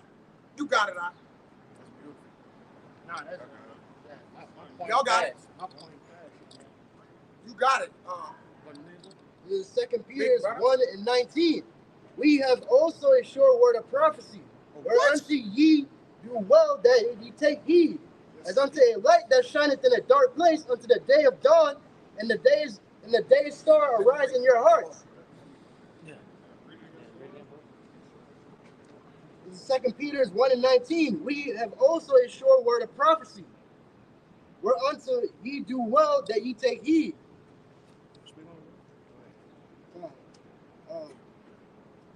We're like more confident within the word that we have. Like the Bible is everything that's in the Bible is gonna come to pass regardless. That's right. And that you take heed. Hey, faith, just to add to the brother, faith show the fire of your spirit, man. Hey, faith precede them, bro. If you're really not all that faithless, your moves and the way that you react and the things that you do, it's gonna show forth into the Lord. At some point, brother, your faith gonna have to be in front of you. Now, whether it done went behind you or not, your faith precedes you. It's going to show who you are. All the men of the Lord, faith preceded them. You can read of Abraham, Hebrews 11, it spoke about what? The faith of the man. It's the faith, the thing that went before, man. And you saw it. It ain't like you can hide your faith, brother. All right? Oh, that guy got hit in his faith. But what? No, man. You gotta have a glowing, glamorous faith, man. Go ahead, brother. And what's the common denominator right there? All those men that are written in the scriptures, their faith is predicated on what? These same scriptures. It's not no different doctrine. That's a good point. You got it out. That's a hell of a all point the right there, prophecies, it's gonna become more clear, man. It's gonna be everybody's gonna see that. Hey, everything in the prophecy is gonna come to pass. Everybody gonna see that. So a word. Yeah, so a word, man. A man that does exactly what it says, you have no doubt that the next time he says something, he gonna do what he gonna say. So the same thing is like the Lord. The Lord, everything that the Lord said he will do, he has done it or will do it. And we know he will do it because of the things that he said and he's done. You see, that's what boosts our faith. That's the, go ahead. Come. This a rock. 26 and 17. As the clear light is upon the holy candlesticks, we are candlesticks unto the Lord. We're candle lights and candlesticks unto the Lord that the Lord have lit. Because it tell you in Zechariah 4 that we're those two olive branches that empty the oil out of themselves, man. All right, even the oil, you ever saw the oil from a candle? It looked unique. Like if you see the way the oil you burn on a candle, it looked unique. It's like a different type of oil or something like that, man. It says, as the clear light is upon the holy candlestick, that transparent light, those luminaries, those elegancy are the lights of the candlesticks of the Lord, man. All right, those are the start with those 12 tribes, all right, and the men that's in these camps. Brothers, younger brothers, all the way up into the apostles and elders, all the way down, man. The light is on. It says, so is the beauty of the face and ripe age. And wisdom calls a man what? Face to shine. We're in our youth, man. When you get the wisdom, you start to bear your youth. All right? That's what it meant. That's what that means. You could be 50. If you get this word, you in your youth, man. You in your strength. All right? And that's the beauty of the face and ripe age, man. Go ahead, Doc. You want that Habakkuk? Yeah. It's the book of Habakkuk, chapter 2, and verse 3. And it reads, for the vision is yet for an appointed time, but at the end it shall speak and not lie. Though it tarry, wait for it, because it will surely come and will not tarry. That vision, man. Yeah, it might seem blurred to everybody else, to the world. It's blurred right now there. People can't see it. But soon, it's gonna become clear. Just bringing that brother precepts, man. Hey, this is a short word prophecy. It shall surely come to pass. It might seem like it might take a long time, or people, it might take longer and longer, but we see that it's closer than we think. That's why we gotta turn away for it, because Lord don't lie. Even in just regular times, when you think about it, it feel like the night. Which one feel longer, the day or the night? The night, for sure. The night. When you been at night, it turn night. It's like it dominates the day. Like it's a thicker, more. Especially if you can't sleep. Especially if you can't sleep. When you toss and turn. If you ever try to go to sleep in the day, it's usually more easy than people who toss and turn at night. You up thinking and things are rougher. All right. So the light, even in the night, when you did kind of put those two together, the night is still rougher than the day, man. That's why the light gonna be important. When it do start to shine, it's gonna dominate that, man. All right, it's like an equalizer. And the night is far spent. The day is at hand. There you go. It's far spent. The day is at hand. It's imminent. It's now. So the things of the light gotta come forth now. The treasures of darkness, it can't hide itself. It can't go anywhere no more. All right, it has to be put out. Go ahead, brother. If I could quickly say, hey, look at the time we in right now as the actual daylight. Right? There's no need for the street lights to be on. Yep. Right? But we are in what? In the darkest times that history has ever seen. Yep. The world has never seen this depth of darkness. But so what? When you go inside your house at night, don't you need light? So the Lord is doing what? He's putting his lights out there in the darkness. The darkness is the only time when you need light. Right? You don't need a light in the light. Yeah, you don't. You need light when it's darkness outside. Well, that's why the Lord made the lesser light for the day. No, for the night. For the lesser light. The moon, my bad. The lesser light. I mean, I said it wrong. No, I got you. I get what you're saying. Yeah, I get what you're saying. You got it. Y'all got it, bro. I'm lost. But Salaki. Read that again, because that's going back up what you just said. 2 Peter's 1:19. We have also a sure word of prophecy, whereunto ye do well that ye take heed, as unto a light that shineth in a dark place, As unto what? as unto a light that shineth in a dark place, until the day dawn and the day star arise in your hearts. Right, so The you audio see, messing up. like right now, you can't see all of the stars because it's daytime, man. Right? The light of the star shines in a dark place. All right? As it tells you in Isaiah 60. Let me get this real quick. Isaiah, you have that? Bring it up. Bring it out, huh? Yep. Isaiah 60, and verse 1. It says, arise, shine, for thy light is come, and the glory of the Lord is risen upon thee. So that's what we're seeing right now. You know, the light is shining brighter and brighter. You know, so the Lord is constantly refining us each and every day. You know, so that's what we're doing, going through these levels of adversity. One thing about it, the true men of the Lord is showing up on the scene now. We're seeing it right now. The light is getting brighter and brighter until that perfect day. Verse 2, it said, For behold, the darkness shall cover the earth, and gross darkness the people.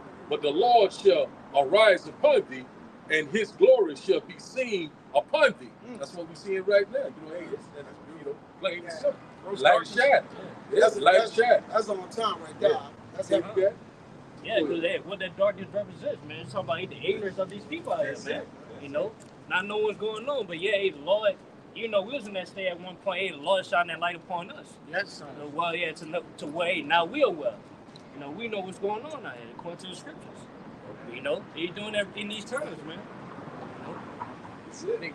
That brother got one right there. Hezekiah got one. Yeah. You got one? That's brother brothers on the side right there. They will bring it back. This is Baruch 4:2. It says, turn thee from Jacob and take hold of it. Walk in the presence of the light thereof, that thou mayest be illuminated. Break it down. So Yahweh Shai is the light. So by us walking in the ways of Yahweh Shai, he then turns us into that same light. And maybe you join heirs. Yeah. That's why Paul said, be ye followers of me, Yes, sir. as I'm a follower of who? That's the light. Happy y'all.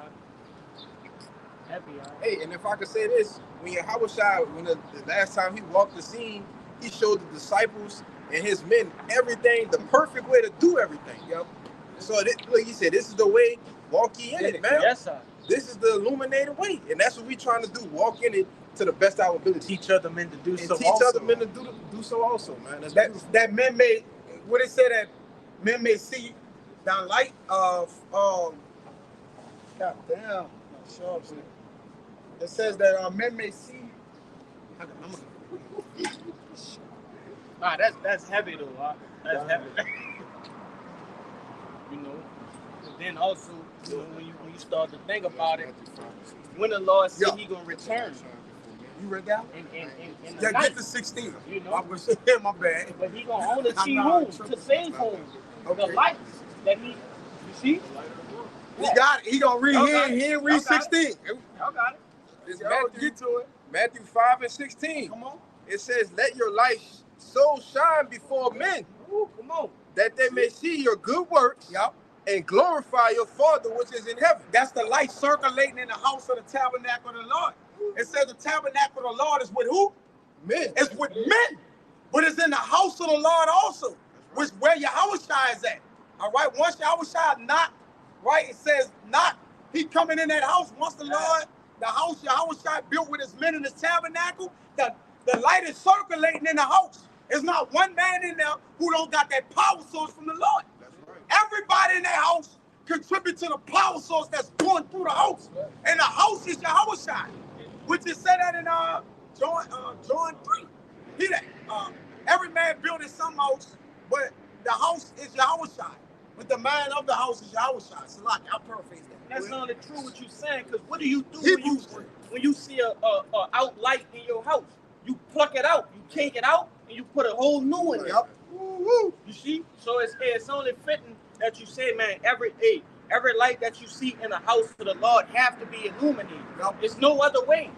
Right? And that's why when we was darkened, we was alienated and darkened, we started to dim out. But when the Lord put the light on us, we what? Shine more. Because even that light you replace, it'll shine sometimes harder than the other lights. Because why? It got all this energy and fuel, which we're renewing with, man.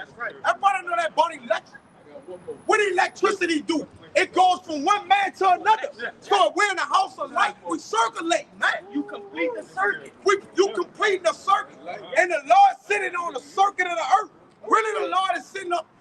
Listen, the Lord is looking at his men in the earth, man. The Lord gonna punish the earth.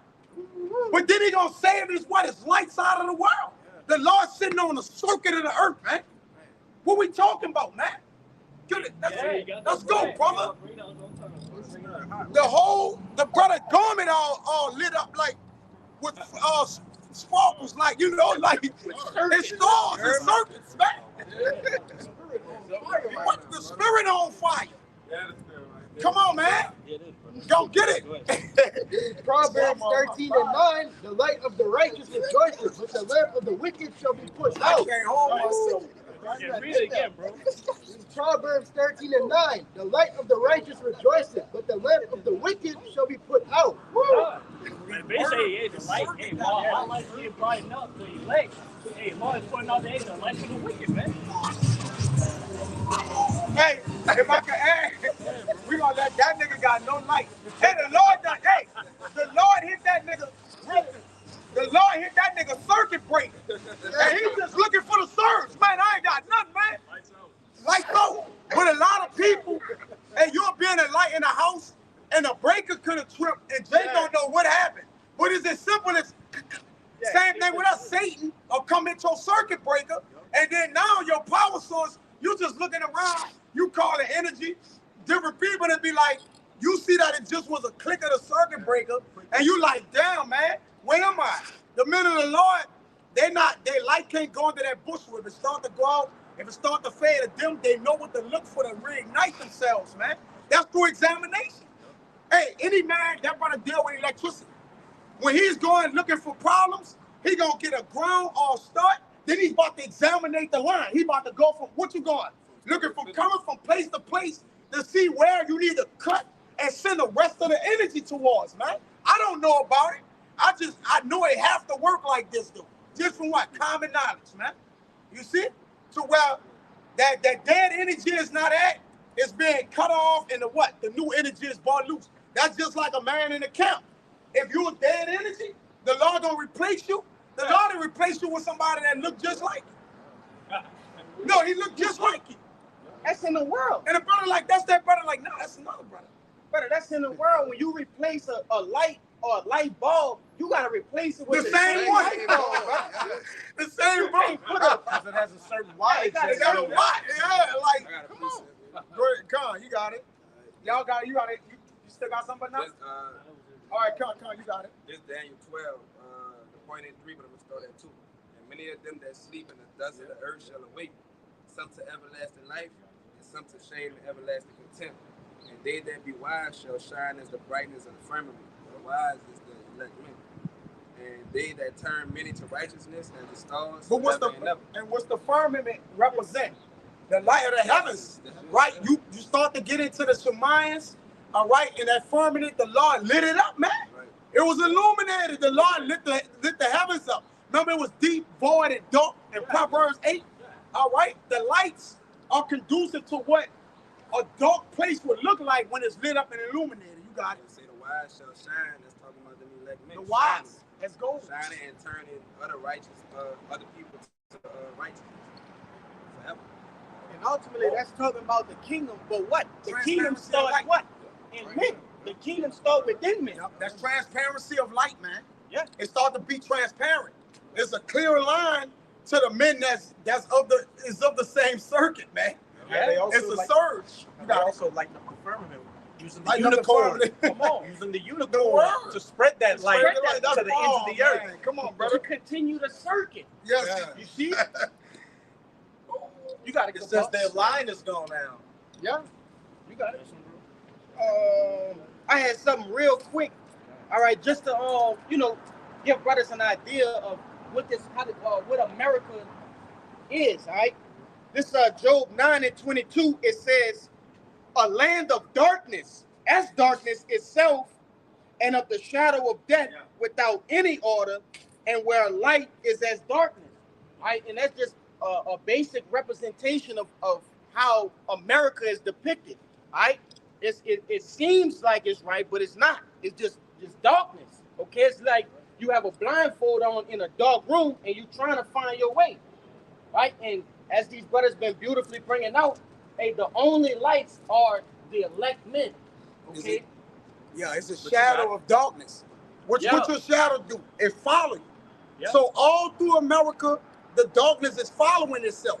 Just like the Lord made the light to make a circuit and come around, the darkness is going around too. That's why 2/3 of our people, the wicked, they're what? Darkness is following it, man. Yeah. Brother, you can't run from your shadow. So when it's dark, if you're a dark demonic person, you gotta go around dark demonic people. Look at all these secret societies and all that. What they do, meet in the dark. Be with in the night. dark people on their beds. Upon their beds. Right? Let me get one to They back. be with dark people and dark places doing dark things. Wearing dark clothes. Wearing dark clothes.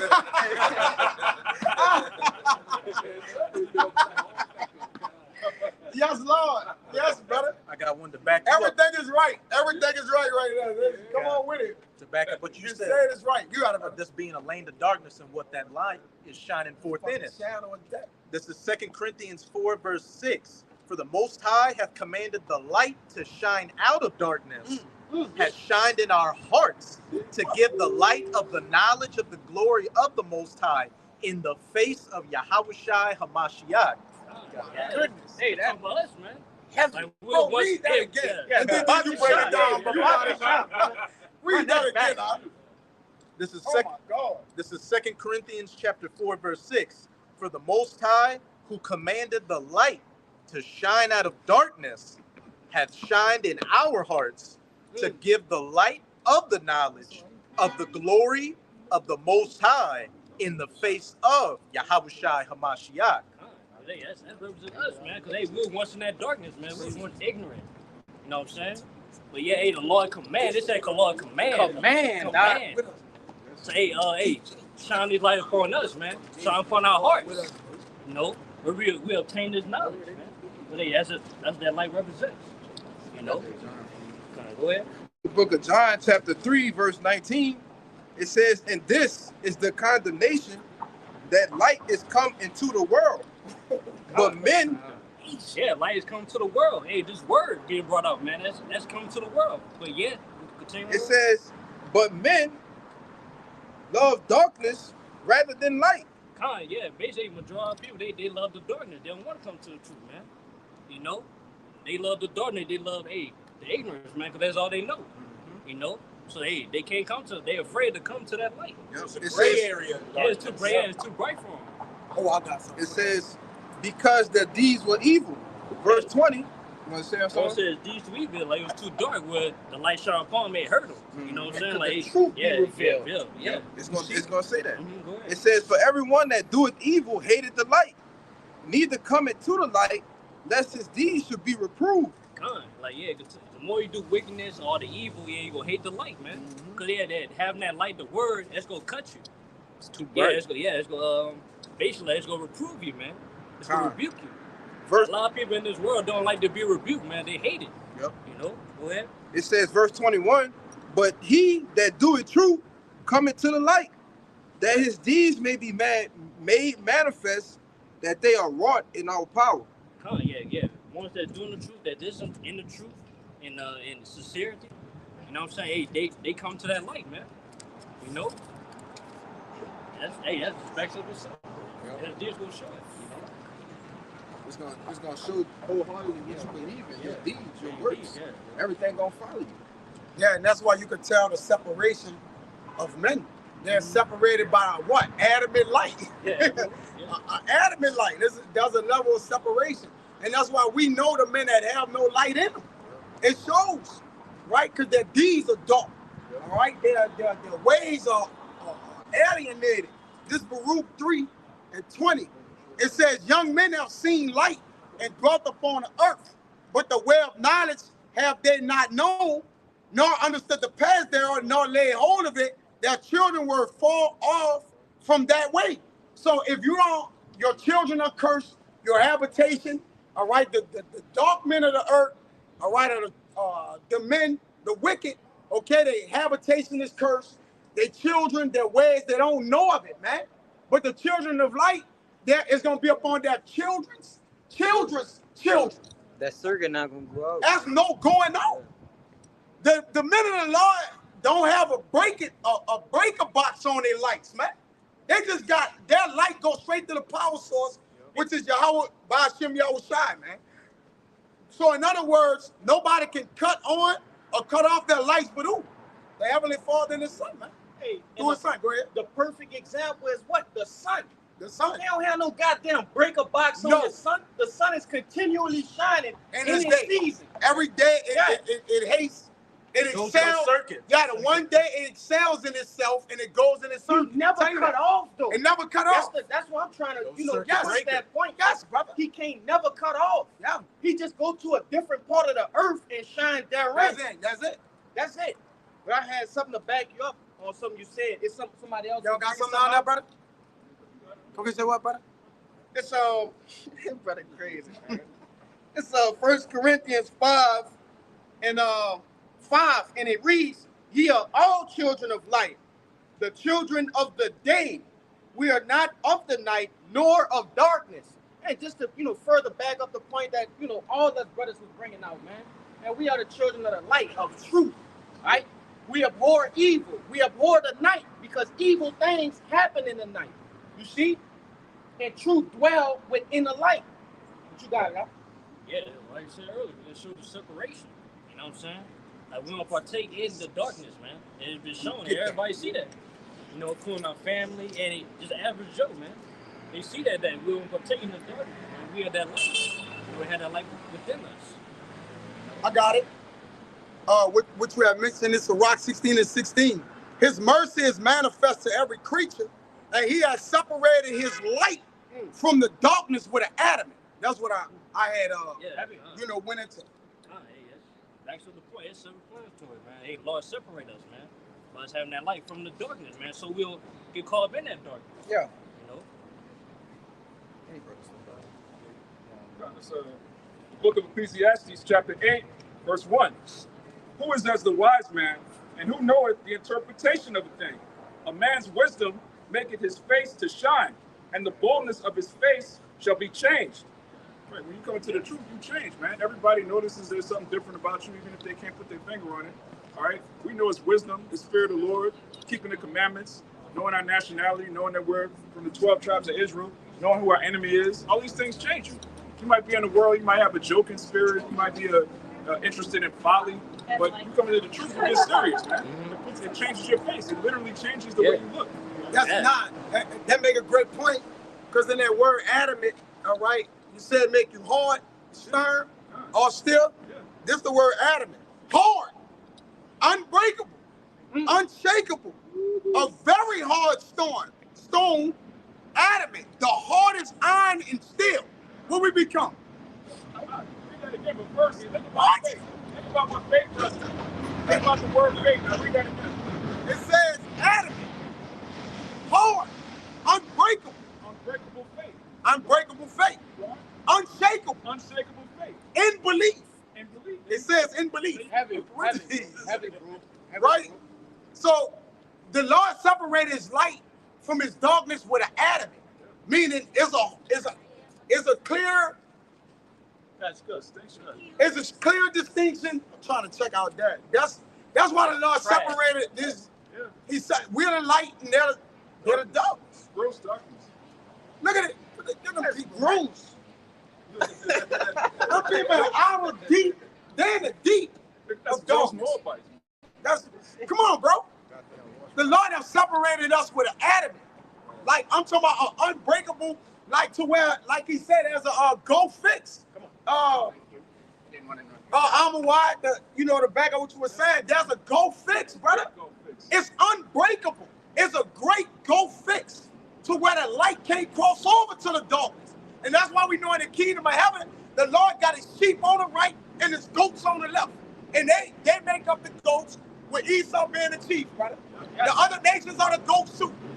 All right? But it's saying Revelation 11.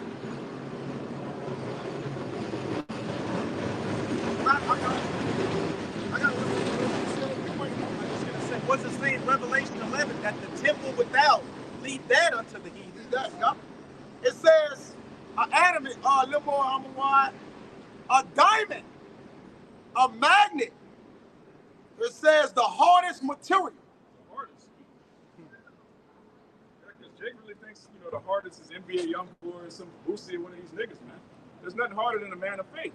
Yes. We all ready to die for you. How about you, Shai? All of these so-called street niggas, hood niggas, you put them in a room, you give them a pack of cigarettes, they're ratting on their homeboys, man. Telling the whole hood, these niggas aren't hard, man. What's hard is having the United States government label you a terrorist because you believe in the Bible. An enemy of the state. An enemy of the state because you believe in the Lord and the resurrection. Our ancestors, our forefathers was hard-bodied. There was we been of antiquity. Go ahead. Yeah, in Second Maccabees it tell you that they had men that was ready to die behind righteousness. Yep. The law. Behind the law. So there was what? There was adamant. Yeah. Right? There was adamant. It says applied in antiquity to a metal resembling gold or white sapphire. Man, that white, that pure. When you hard, you pure. I'm standing on business. This is it. Ain't no wavering. Ain't no being double-minded. This is it. And guess what? We those men. That's right. You know you're right. We those men, man. That's right. We believe we those men. All right? Because it re-entered into us that, man, look, we adamant, man. Salah. You don't need to waver. Salah, man. Man. You don't need to waver when you're sure. Because you're right. Yep, to law of passionate. Truth is truth. It's based on facts. Only lies are waverable. A rock doesn't need to move because it knows it's hard. Come on, man. Everything breaks on it, like everything breaks on Yahweh. And that's why we drunk of that rock, that spiritual rock. Yep. And then you begin to get the stones. He the cornerstone. We drinking of that. He's living in us. He nourishing us. Come on, man. Hey, that's that same spiritual rock, man. Hey, when Moses broke that rock, what came out of it? Water. Water. What's coming out of this spiritual rock? Water. It's like, you gotta be made hard, man. Hey, the great word, you brothers on the side, what endure means? To persist. Persevere. Don't give up. What does the word endure mean? What the word endure mean? In the Bible. Patience. Perseverance. Persevere. Tell him, the word endure means to make hard. Make hard. So you endure, you being adamant. Man, brother, this is it. This is it, brother. This is the truth. Endure hardness as a soldier. Endure hardness as a soldier, but you gotta be made hard. Patience means to suffer. You long suffering. You being made hard though. And that's why the Lord put us in captivity in these different infirmities to make us hard, man. So we can what? Endure all things, man. Yeah, withstand. Withstand. Go ahead, buddy. Got it. This is 2 Timothy 2 and 3. Thou therefore endure hardness as a good soldier of Hamashiach Yahushua. Right, that word enduros means to make hard. So being a soldier is going to make you hard, man. Going through adversity, all right, your family coming up against you, the society coming up against you, just random impurities, man. This society, it makes you hard. Because if you're a man of the Lord, your forehead is going to be completely hard against these people's foreheads. They're trying to celebrate Christmas and these pagan holidays. We're trying to celebrate the holy days of the scriptures. They're trying to commit adultery. We keep the marriage laws of the Bible. They're trying to eat pork and catfish and shrimp. We adhere to the dietary law. All of these things make us contrary to these heathen, man. These people in the world, they're soft. Like the brother was saying, when you don't have faith, you waver. One minute you believe in sweet Jesus, the next minute you're a Muslim, the next minute you black conscious, the next minute you woke, the next minute you spiritual, but not religious. I believe in this. I believe in a woke nigga. Like all of this is madness, man. Once you believe in the truth, it's unwavering. You can't convince me the name of the Lord starts with the letter J. Once I know the Lord's name is Yahushua, you can't convince me the so-called white man is Jesus. Once I read in the scriptures that he's a man of color. Like that's why he's a stone of stumbling as well. Yeah. And the balance. He's an adamant stone for what? The elect. Everybody else, he's a stone of stumbling, man. So he's adamant on with the ones on the other side who can't get it. Y'all are unchangeable. unaltered. I got that. Go ahead, you got it. You was finished your point, Amawat? This First Peter chapter 1, verse 6. It says, wherefore also it is contained in the scriptures, behold, I lay in Zion a chief cornerstone, elect, precious, and he that believeth on him shall not be confounded. So those that believe on the chief cornerstone represents Yahushua, all right, and those that believe on him, believe in his resurrection, believe that he walked the earth, and believe everything that Yahushua came with is not going to be confounded, all right, which is the elect. Okay, you want to say something? Yeah, because y'all represents that spiritual rock, man. That's right. Yeah, and the rock is hard. Yep. It can't be moved. It's hard to move it. You know? It's verse 7. It says, unto you therefore which believe he is precious, but unto them which be disobedient, the stone which the builders disallowed, the same is made the head of the corner. You want to say something on it? Yeah, you got it, bro. Yeah, and so the stone which the builders disallowed, those who rejected Yahushua, that same man was made what? The head of the corner. All right, the chief, the king of Yasharallah, man. It says, verse 8, a stone of stumbling and a rock of offense, even to them which stumble at the word, which Yahushua is the word. It says, being disobedient, whereunto also they were appointed. So Yahushua, he's the rock, and he was a stumbling to the wicked, man. All right, and he's what it said. And those that believe ain't gonna be. It's not gonna be a stumbling block to them, man. You know, you got it, bro. Now, I believe it was either. I think it was in Jeremiah. Was I will make your face hard against their faces. Yeah, that's Ezekiel. Ezekiel. Yeah, So what? You know, they come. Jake. You know, 2/3. You know, the wicked. As the brother was saying, you can't convince us that the name of the Lord is anything but Yahweh, or the name Yahweh, or the name of the Son is anything but Yahushua. You know, you can't convince us anything else against the truth. When these falsehoods try to come against that rock, it gets dashed to pieces. Well, that's why they say in the Old Testament and the New Testament that the Lord changed not. He the same yesterday, today. If you're a stone, if you was made of stone, you just a stone. You get it. It don't change. It ain't move. It's there. It's solid. There's a level of solidarity to it, man. And that's the Lord the same way, man. He's unchanged. Matter of fact, get Hebrews 6 and 17. The Lord don't waver. He's not double-minded. If the Lord put the business in, the Lord ain't changed the Bible. The commandments are the same commandments, brother, that Moses went got. Ain't nothing changed. All right? It's the same business. The Lord like, no, I'll put this in place. I'm standing on business.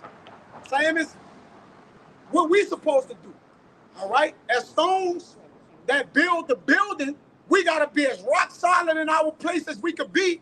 And if you take one stone out of the building, all right, untempered or unmortared, it's going to what? Fall. It's going to chip away and fall. So the stone that the Lord picked you out to be, when you get put in place, it's plug and play. It's on. Ain't no pull out. I'm going to get out for a little while. You know, y'all hold my weight. Nah. All right? Once the Lord put you and plug you in place, you got to withstand your stability and your foundation. Go ahead. That's where you at. You in your lot. All right? So you're not like the man next to you. You in your lot. All right? So you put in that building to serve for what the Lord put in your spirit. Go ahead. He's a freak, man. Jacob, a freak. Put the Hebrews chapter 13 and 8. Nah, 6. Get the 6. Same yesterday. And I got that one on Malachi. Said, but not holding it. But not holding it? Come on.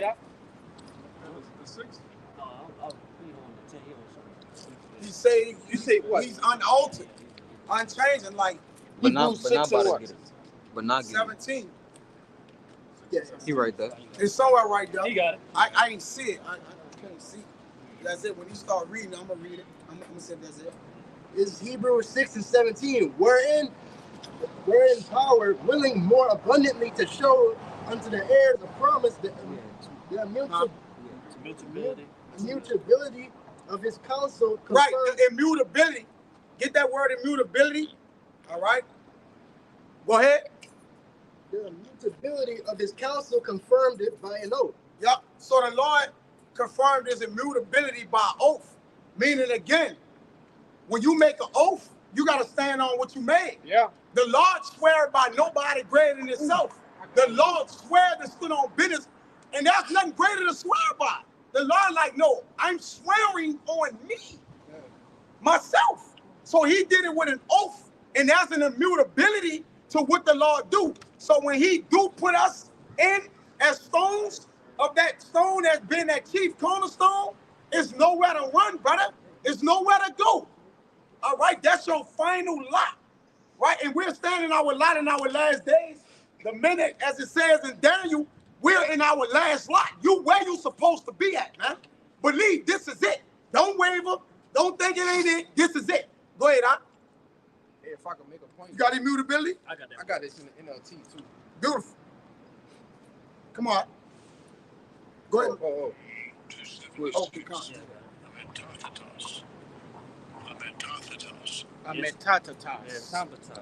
It said it means not transpose. Not transpose. Come on. Not to be transferred. Not the Lord ain't transferring nothing. Oh well, you know, in the new Bible, in the New Testament, you know, God said everybody love you can sin all day. No, that ain't translate like that, man. That ain't transferred like that, man. Go ahead, huh? It's not to be transferred, fixed, Fixed. unalterable. Unalterable. Then we go to the Strong's definition. It said unchangeable. Unchangeable. Unchangeable. You can't change the Lord the same yesterday, today. You can't change that. So if you're a man of the Lord, you can't change it, brother. Hey, come to the prophet. It's subject to the prophet. Come to the throne of grace boldly, my man, and pray that the Lord what big you up, because this your lot, man. Stand ye in it. Okay, that's it. Wait, y'all brothers got it. You got it. This Hebrews 6:17 in the NLT, it says the Most High had also bound himself with an oath, so that those who received the promise could be perfectly sure that he would never change his mind. He'll never change his mind, man. You're going to read that again. That's why the Lord say he what? One of the favorites. He magnified his word above his name. Yeah. The Lord bound himself by his word. So if he made an oath to the precious elect, he's standing on business. Yes, so we don't got a choice but to stand on business, because if you're part of the elect, he going to make you be the elect. Ain't no running from that. You got to be that. And you gonna love it. And you gonna love it. Come on, let's get it. That's heavy. I ain't never read it in NLT. Y'all read 18? Oh my God. Read it. Okay, I'm gonna read 18 too. I'm gonna start at the top again. I ain't never go to NLT. This Hebrews 6:17, the NLT, it says the Most High had also bound himself with an oath, so that those who received the promise could be perfectly sure that he could never change his mind. So the Most High has given both his promise and his oath. These two things are unchangeable, because it is impossible for our power to lie. Therefore, we who have fled to him for refuge can have great confidence as we hold to the hope that lies before us, man. You want to read it again for you? If I could, you can speak. yeah, because I was, I was talking now. I was catching what you was, what you was reading, and ultimately that circled back into what, all right, what we believe in, our faith, because hey, the Lord said his promise and his oath is unchangeable, okay, and that's what give us the faith and the strength to come out here to continue prophesying, all right, in boldness, in great boldness. And who the Lord gave us promises? I'm holding that in Malachi. Who he gave us promises of? The Israelites. Who are the Israelites? That's us, baby. That's us. The Lord like, listen, I'm not changing. So when they, your people say, oh, well, God was mad with the Israelites, then he got rid of them. No. God is not a God that what? He can lie. Neither is he the son of man that he needs to repent. So neither do he can lie, or he don't have to repent, because he created lying and repenting. They say it's impossible for the Most High. It's impossible for him to lie. But he can send his angels to be a lying spirit in the mouth of all the prophets, man. The Lord cold. What are we talking about? Come on, bro. And he still ain't lying. Still impossible. No, I didn't lie. I judged the man. What he got to lie for? He don't got to lie. Who gonna check him?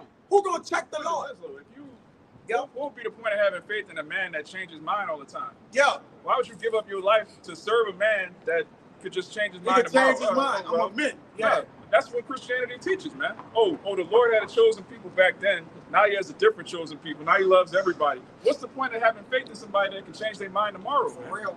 All right, the scripture said the Lord doesn't change. Therefore, read that again, 17 in the NLT. Yeah, once you understand the immutability of the Lord, that's what builds your faith. Knowing he kept his promise to the Israelites in Egypt. He kept his promise to us in Assyria, in Rome. Everywhere. He was always the Lord the whole time. Here he say he gonna keep his promise with us. He said, in the land of your captivity, you're gonna remember yourself. Yeah. We remembered ourselves. He said in the place where it was said, we were not the people of the Lord, there shall they be called the children of the people of the Lord. The Lord told us over 4,000 years ago that we would lose our heritage, go into slavery on slave ships, and then remember who we are. And remember who we are. Yeah. And it happened. He said that to Jeremiah 17:4. He said, thou, even thyself, shall be discontinued from thy heritage, which I gave you. That's the same promise in the oath he gave to Abraham, which was a forefather oath, Jeremiah. So he said, look, you're going to lose. Like, you're going to be discontinued. You, Jeremiah, he said, thou, even thyself. Meaning what? You, Jeremiah, even though Jeremiah was working with the Lord right there, he's like, no, you're going to be discontinued from this. And then in Hebrews, Hosea, well, in the land of that captivity, you're going to remember yourself, Hosea. So he also promised that Jeremiah going to remember himself. Come on. This is up. You got it. You want me to read this again? God, we got you through something. This Hebrews 6 and 17 again in the NLT.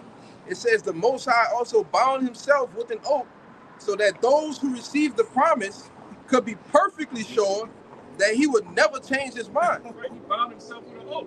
So if you look at every other doctrine in the world, whether it's Judaism, Christianity, Islam, they all tell you that the Lord's oath was done away with. Oh, he made a promise to Abraham, but now he loves everybody. Oh, he told you to keep the commandments, but now you can celebrate Christmas. That's madness. What kind of man is going to have faith in a God that changes his mind like every holiday season? Like, that's madness, man. The Lord has not changed from Genesis to Revelation. That's the same God. So you can have faith in that. You got it, right?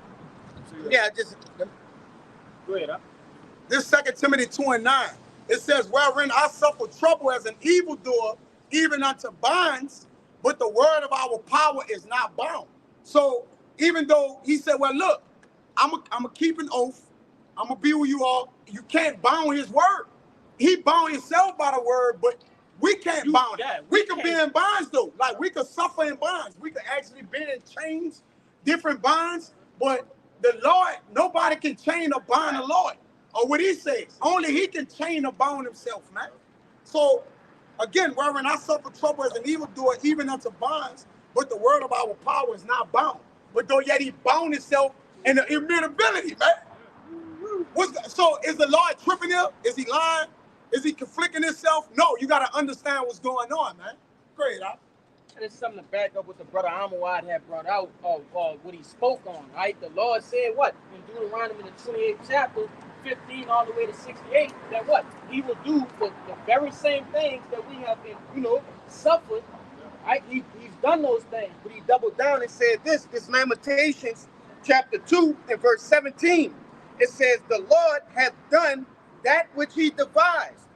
He has fulfilled his word that he had commanded in the days of old. Wasn't that the days of old? You see? Hey, if I can make a point, that word devised goes into a plan. Yeah. So the Lord did exactly what he planned to do, man. That's right. He didn't change his mind. At all. That's a plot, too. It reads, he had thrown down and hath not pitied, and had caused the enemy to rejoice over thee. He had set up the horn of thine adversaries. All right, and that's alluding to exactly what the brother had said. Right, all the curses of Deuteronomy, the 28th chapter.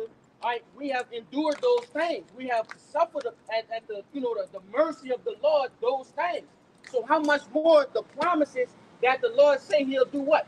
Deliver the lights of the world. You understand, Ralph? Remember mercy. That's right, huh?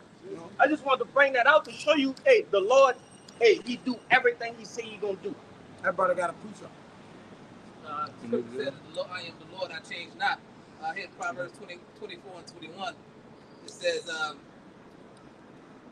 my son, fear thou the king, and fear thou the Lord and the king, and meddle not with them that are given to change. Break it down. And so Lord says that it's not only does the Most High not change, but He also says don't even associate with people who are constantly changing. Like a lot of brothers in this truth, they in the truth, they change their doctrine all the time. Don't be, you can't be around people like that. You meddle not with those that are given to change. Okay, to back you up, and to back up what Amawad was saying, why would you have faith in somebody that's constantly changing? Look at these people that have their faith in Esau. Yeah. Look at those Afghanistanis that thought that the U.S. government was going to protect them. They left. Now the Taliban's taking over. Look at these people that have trusted in Esau. They got the juice. The big pokey. They're going to get the C-hip. And what? That's going to lead them to getting burned by nukes. But those that trusted in Yahweh Bahashem, Yahweh Shai, that isn't going to change or what? Going to see salvation. Another thing too is that why will Lord say don't give none of them to change and then he change himself? Yeah, you basically call Lord a hypocrite. Don't trust people that change, but I'm gonna change. Yeah, I'm gonna change. That's what Esau does. Don't break this law, but I amended it now that it's no longer a law. Yeah, it's no longer. Don't take the jab, folks. Don't take the jab. By the way, if you took the jab, you can't get this job. Like, what are you doing? That's bad. Right? But like the brother said, that's exactly how these people are going to be confounded because they trust in Esau, a man whose mind changes with the wind. All right, these women are going to be left out. They trust the government. They're going to be destroyed. A lot of them are going to get drafted and die in World War III because they trust in equality and all of this madness. All right, our people, 2/3 of our people, so-called Negroes, Latinos, and Native Americans, they trust in Egypt, man. Your brother can get Isaiah 30. Same as jobs. And that's what the Lord like, listen. These jobs, certain things, they gonna what? Change. Yes, sir. It's about to change. And if it do, that's why it says buying and selling gonna deal with sinning. Because when it change over to that, is you gonna change? Sin. Because now you're sinning. Yes, okay? sir. You was telling people not to sin, but then you like, well, man, the job, so I gotta feed my kids, man. You gonna sin. What are you talking about, man? All right, you can't. The world is giving us a change, like the brother said. You can't meddle with that. All right? You meddle with the world, you're going to be swayed to and fro. All right? You're going to be wavered. They don't got the truth. The eyes of a fool are in the world. Yes, man. I had to do it. No. All we have to do is follow Yahweh Bashim Yahweh Shai, man. That's all you. Now, you have to do that. That's it. The Lord don't care about none of that. The Lord don't care about that. Do this for my family. Oh, my sweet cousin had don't want to hear that, man. What we talking about? So that's the Lord wanted gonna say, to do it. Come on. He come back, and he gonna look at you with a C-hip. Oh, I'm gonna have to do it then. Yeah. You have to do it. Yeah, I'm gonna have to do it. Come on, man. I'm going to have to do it. Yeah, brother. That's a good one. Hey, and he got to do that because what? He say he changed not. Change Right. that. He say what he gonna do. So when it come now, I got to do I that. have to do that. Because the prophecies, the words that he spoke in the scriptures got to be fulfilled. It's only two sides of the coin that you could be on. You're not going to take it, or you're going to take it. That's salvation, or, hey, I don't know. Heads or tails. Heads or the tails, head at the man. front and the tails at the bottom. Yeah. That's why the Lord dealing with that change or choices. The Lord just be like, I would rather be this. Yeah, then Just be this. come on. Because if you over there on that other side, I got this for you. Just be this. It's simple if you just be this. I got salvation for you. But if you be this, I got death, destruction, turmoil, pestilence.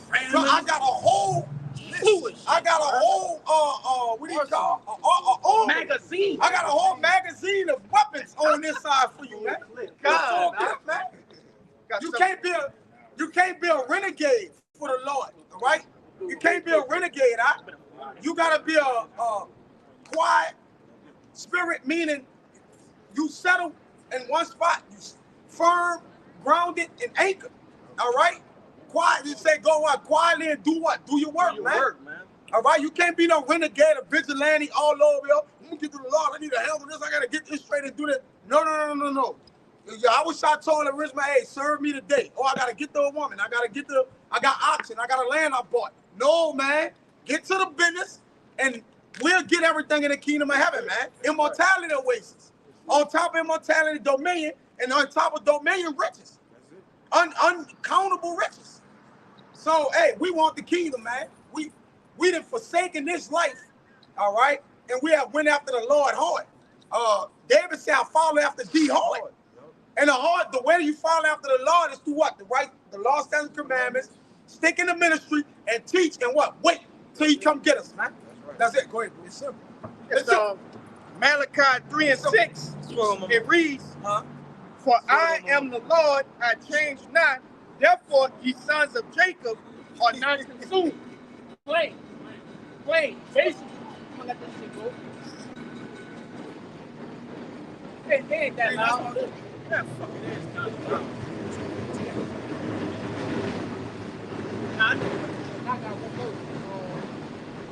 But the Lord, I'm going to read it one more time. Malachi 3 and 6. For I am the Lord, I change not. Therefore, ye sons of Jacob are not consumed. That's so basically, the Lord telling you what? Hey, I ain't gonna consume. Hey, and what? Did he promise that or did he not? He did. So how can he, you know, you have certain people say the Lord's chosen people was done away with. No. He literally telling you he gonna save them. Yeah, he said I ain't gonna give you a full end. Or is it Jeremiah, something like that? Expected end. Yeah, we have an expected end. But again, like he's not gonna fully consume us. Yeah, because if he consume us, he said I gotta do away with everything I created. The moon, the star, and he made those as signs forever. Yeah. Right? If I made the moon and the sun forever.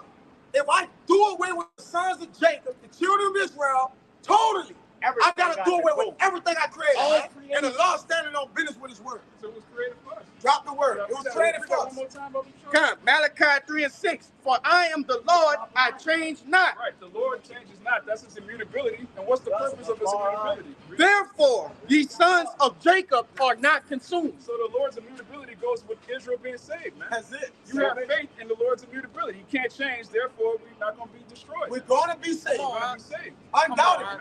Undoubtedly. Indubitably. Indubitably. One thing about the Lord, if the Lord say he going to save us, then brother, what else? What else we look at? What we thinking about? I don't know. No, the Lord going to stand on business, and you got to pray to the Lord. Lord, you said you was going to save us. And the Lord like, yeah, I'm going to save y'all. He created his son. What he do? From the beginning to save us. To save us. The Lord's son in the end. He said I'm the what? Alpha? He said I'm the Alpha, and now we at the what? Omega. So the Lord, he's like, well, look, I will, what y'all was gonna say? I will be with thee all the way to the end of what? To the end of the world. What world? This age. This eon. Jacob is the end. I mean, Esau's the end of the world, and Jacob, I'm with y'all all the way. He don't gotta say in the kingdom of heaven because it's automatic. I don't gotta say that. Now you can drop the mic, brother.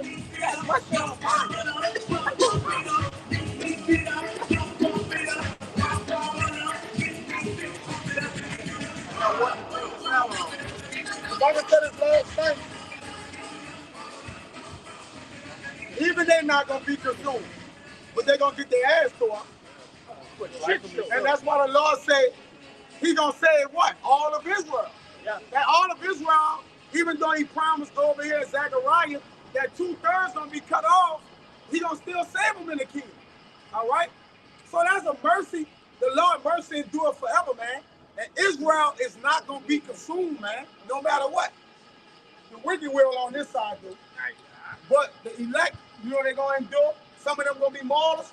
But at the end of the day, the elect, the righteous elect, gonna help forward the kingdom of heaven by bringing the 2/3 back, which the Lord counseled on this side. Drop the money. That's it. Yeah.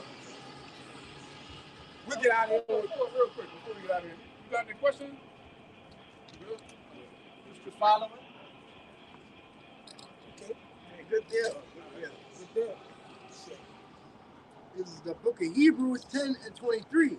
Let us hold fast the profession of our faith without wavering, for he is faithful that promised. That's the main part they say, man, hold fast, bro.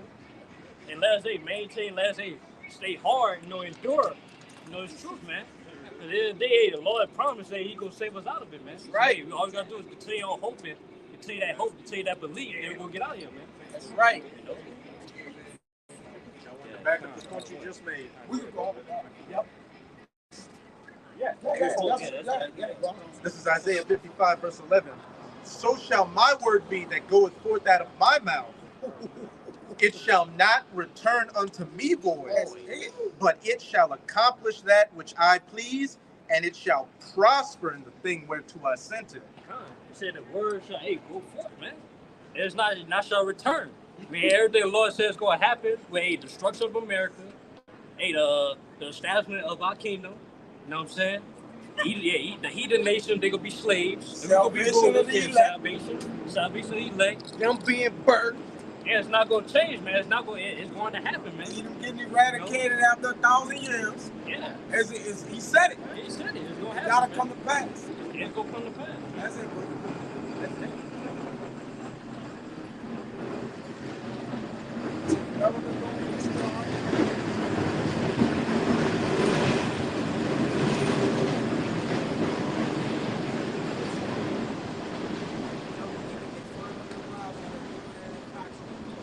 Right? Hey, hope this live camp was edifying to those that's listening, those who elect. All right, now before we end this video, we want to give our praises to Yahweh,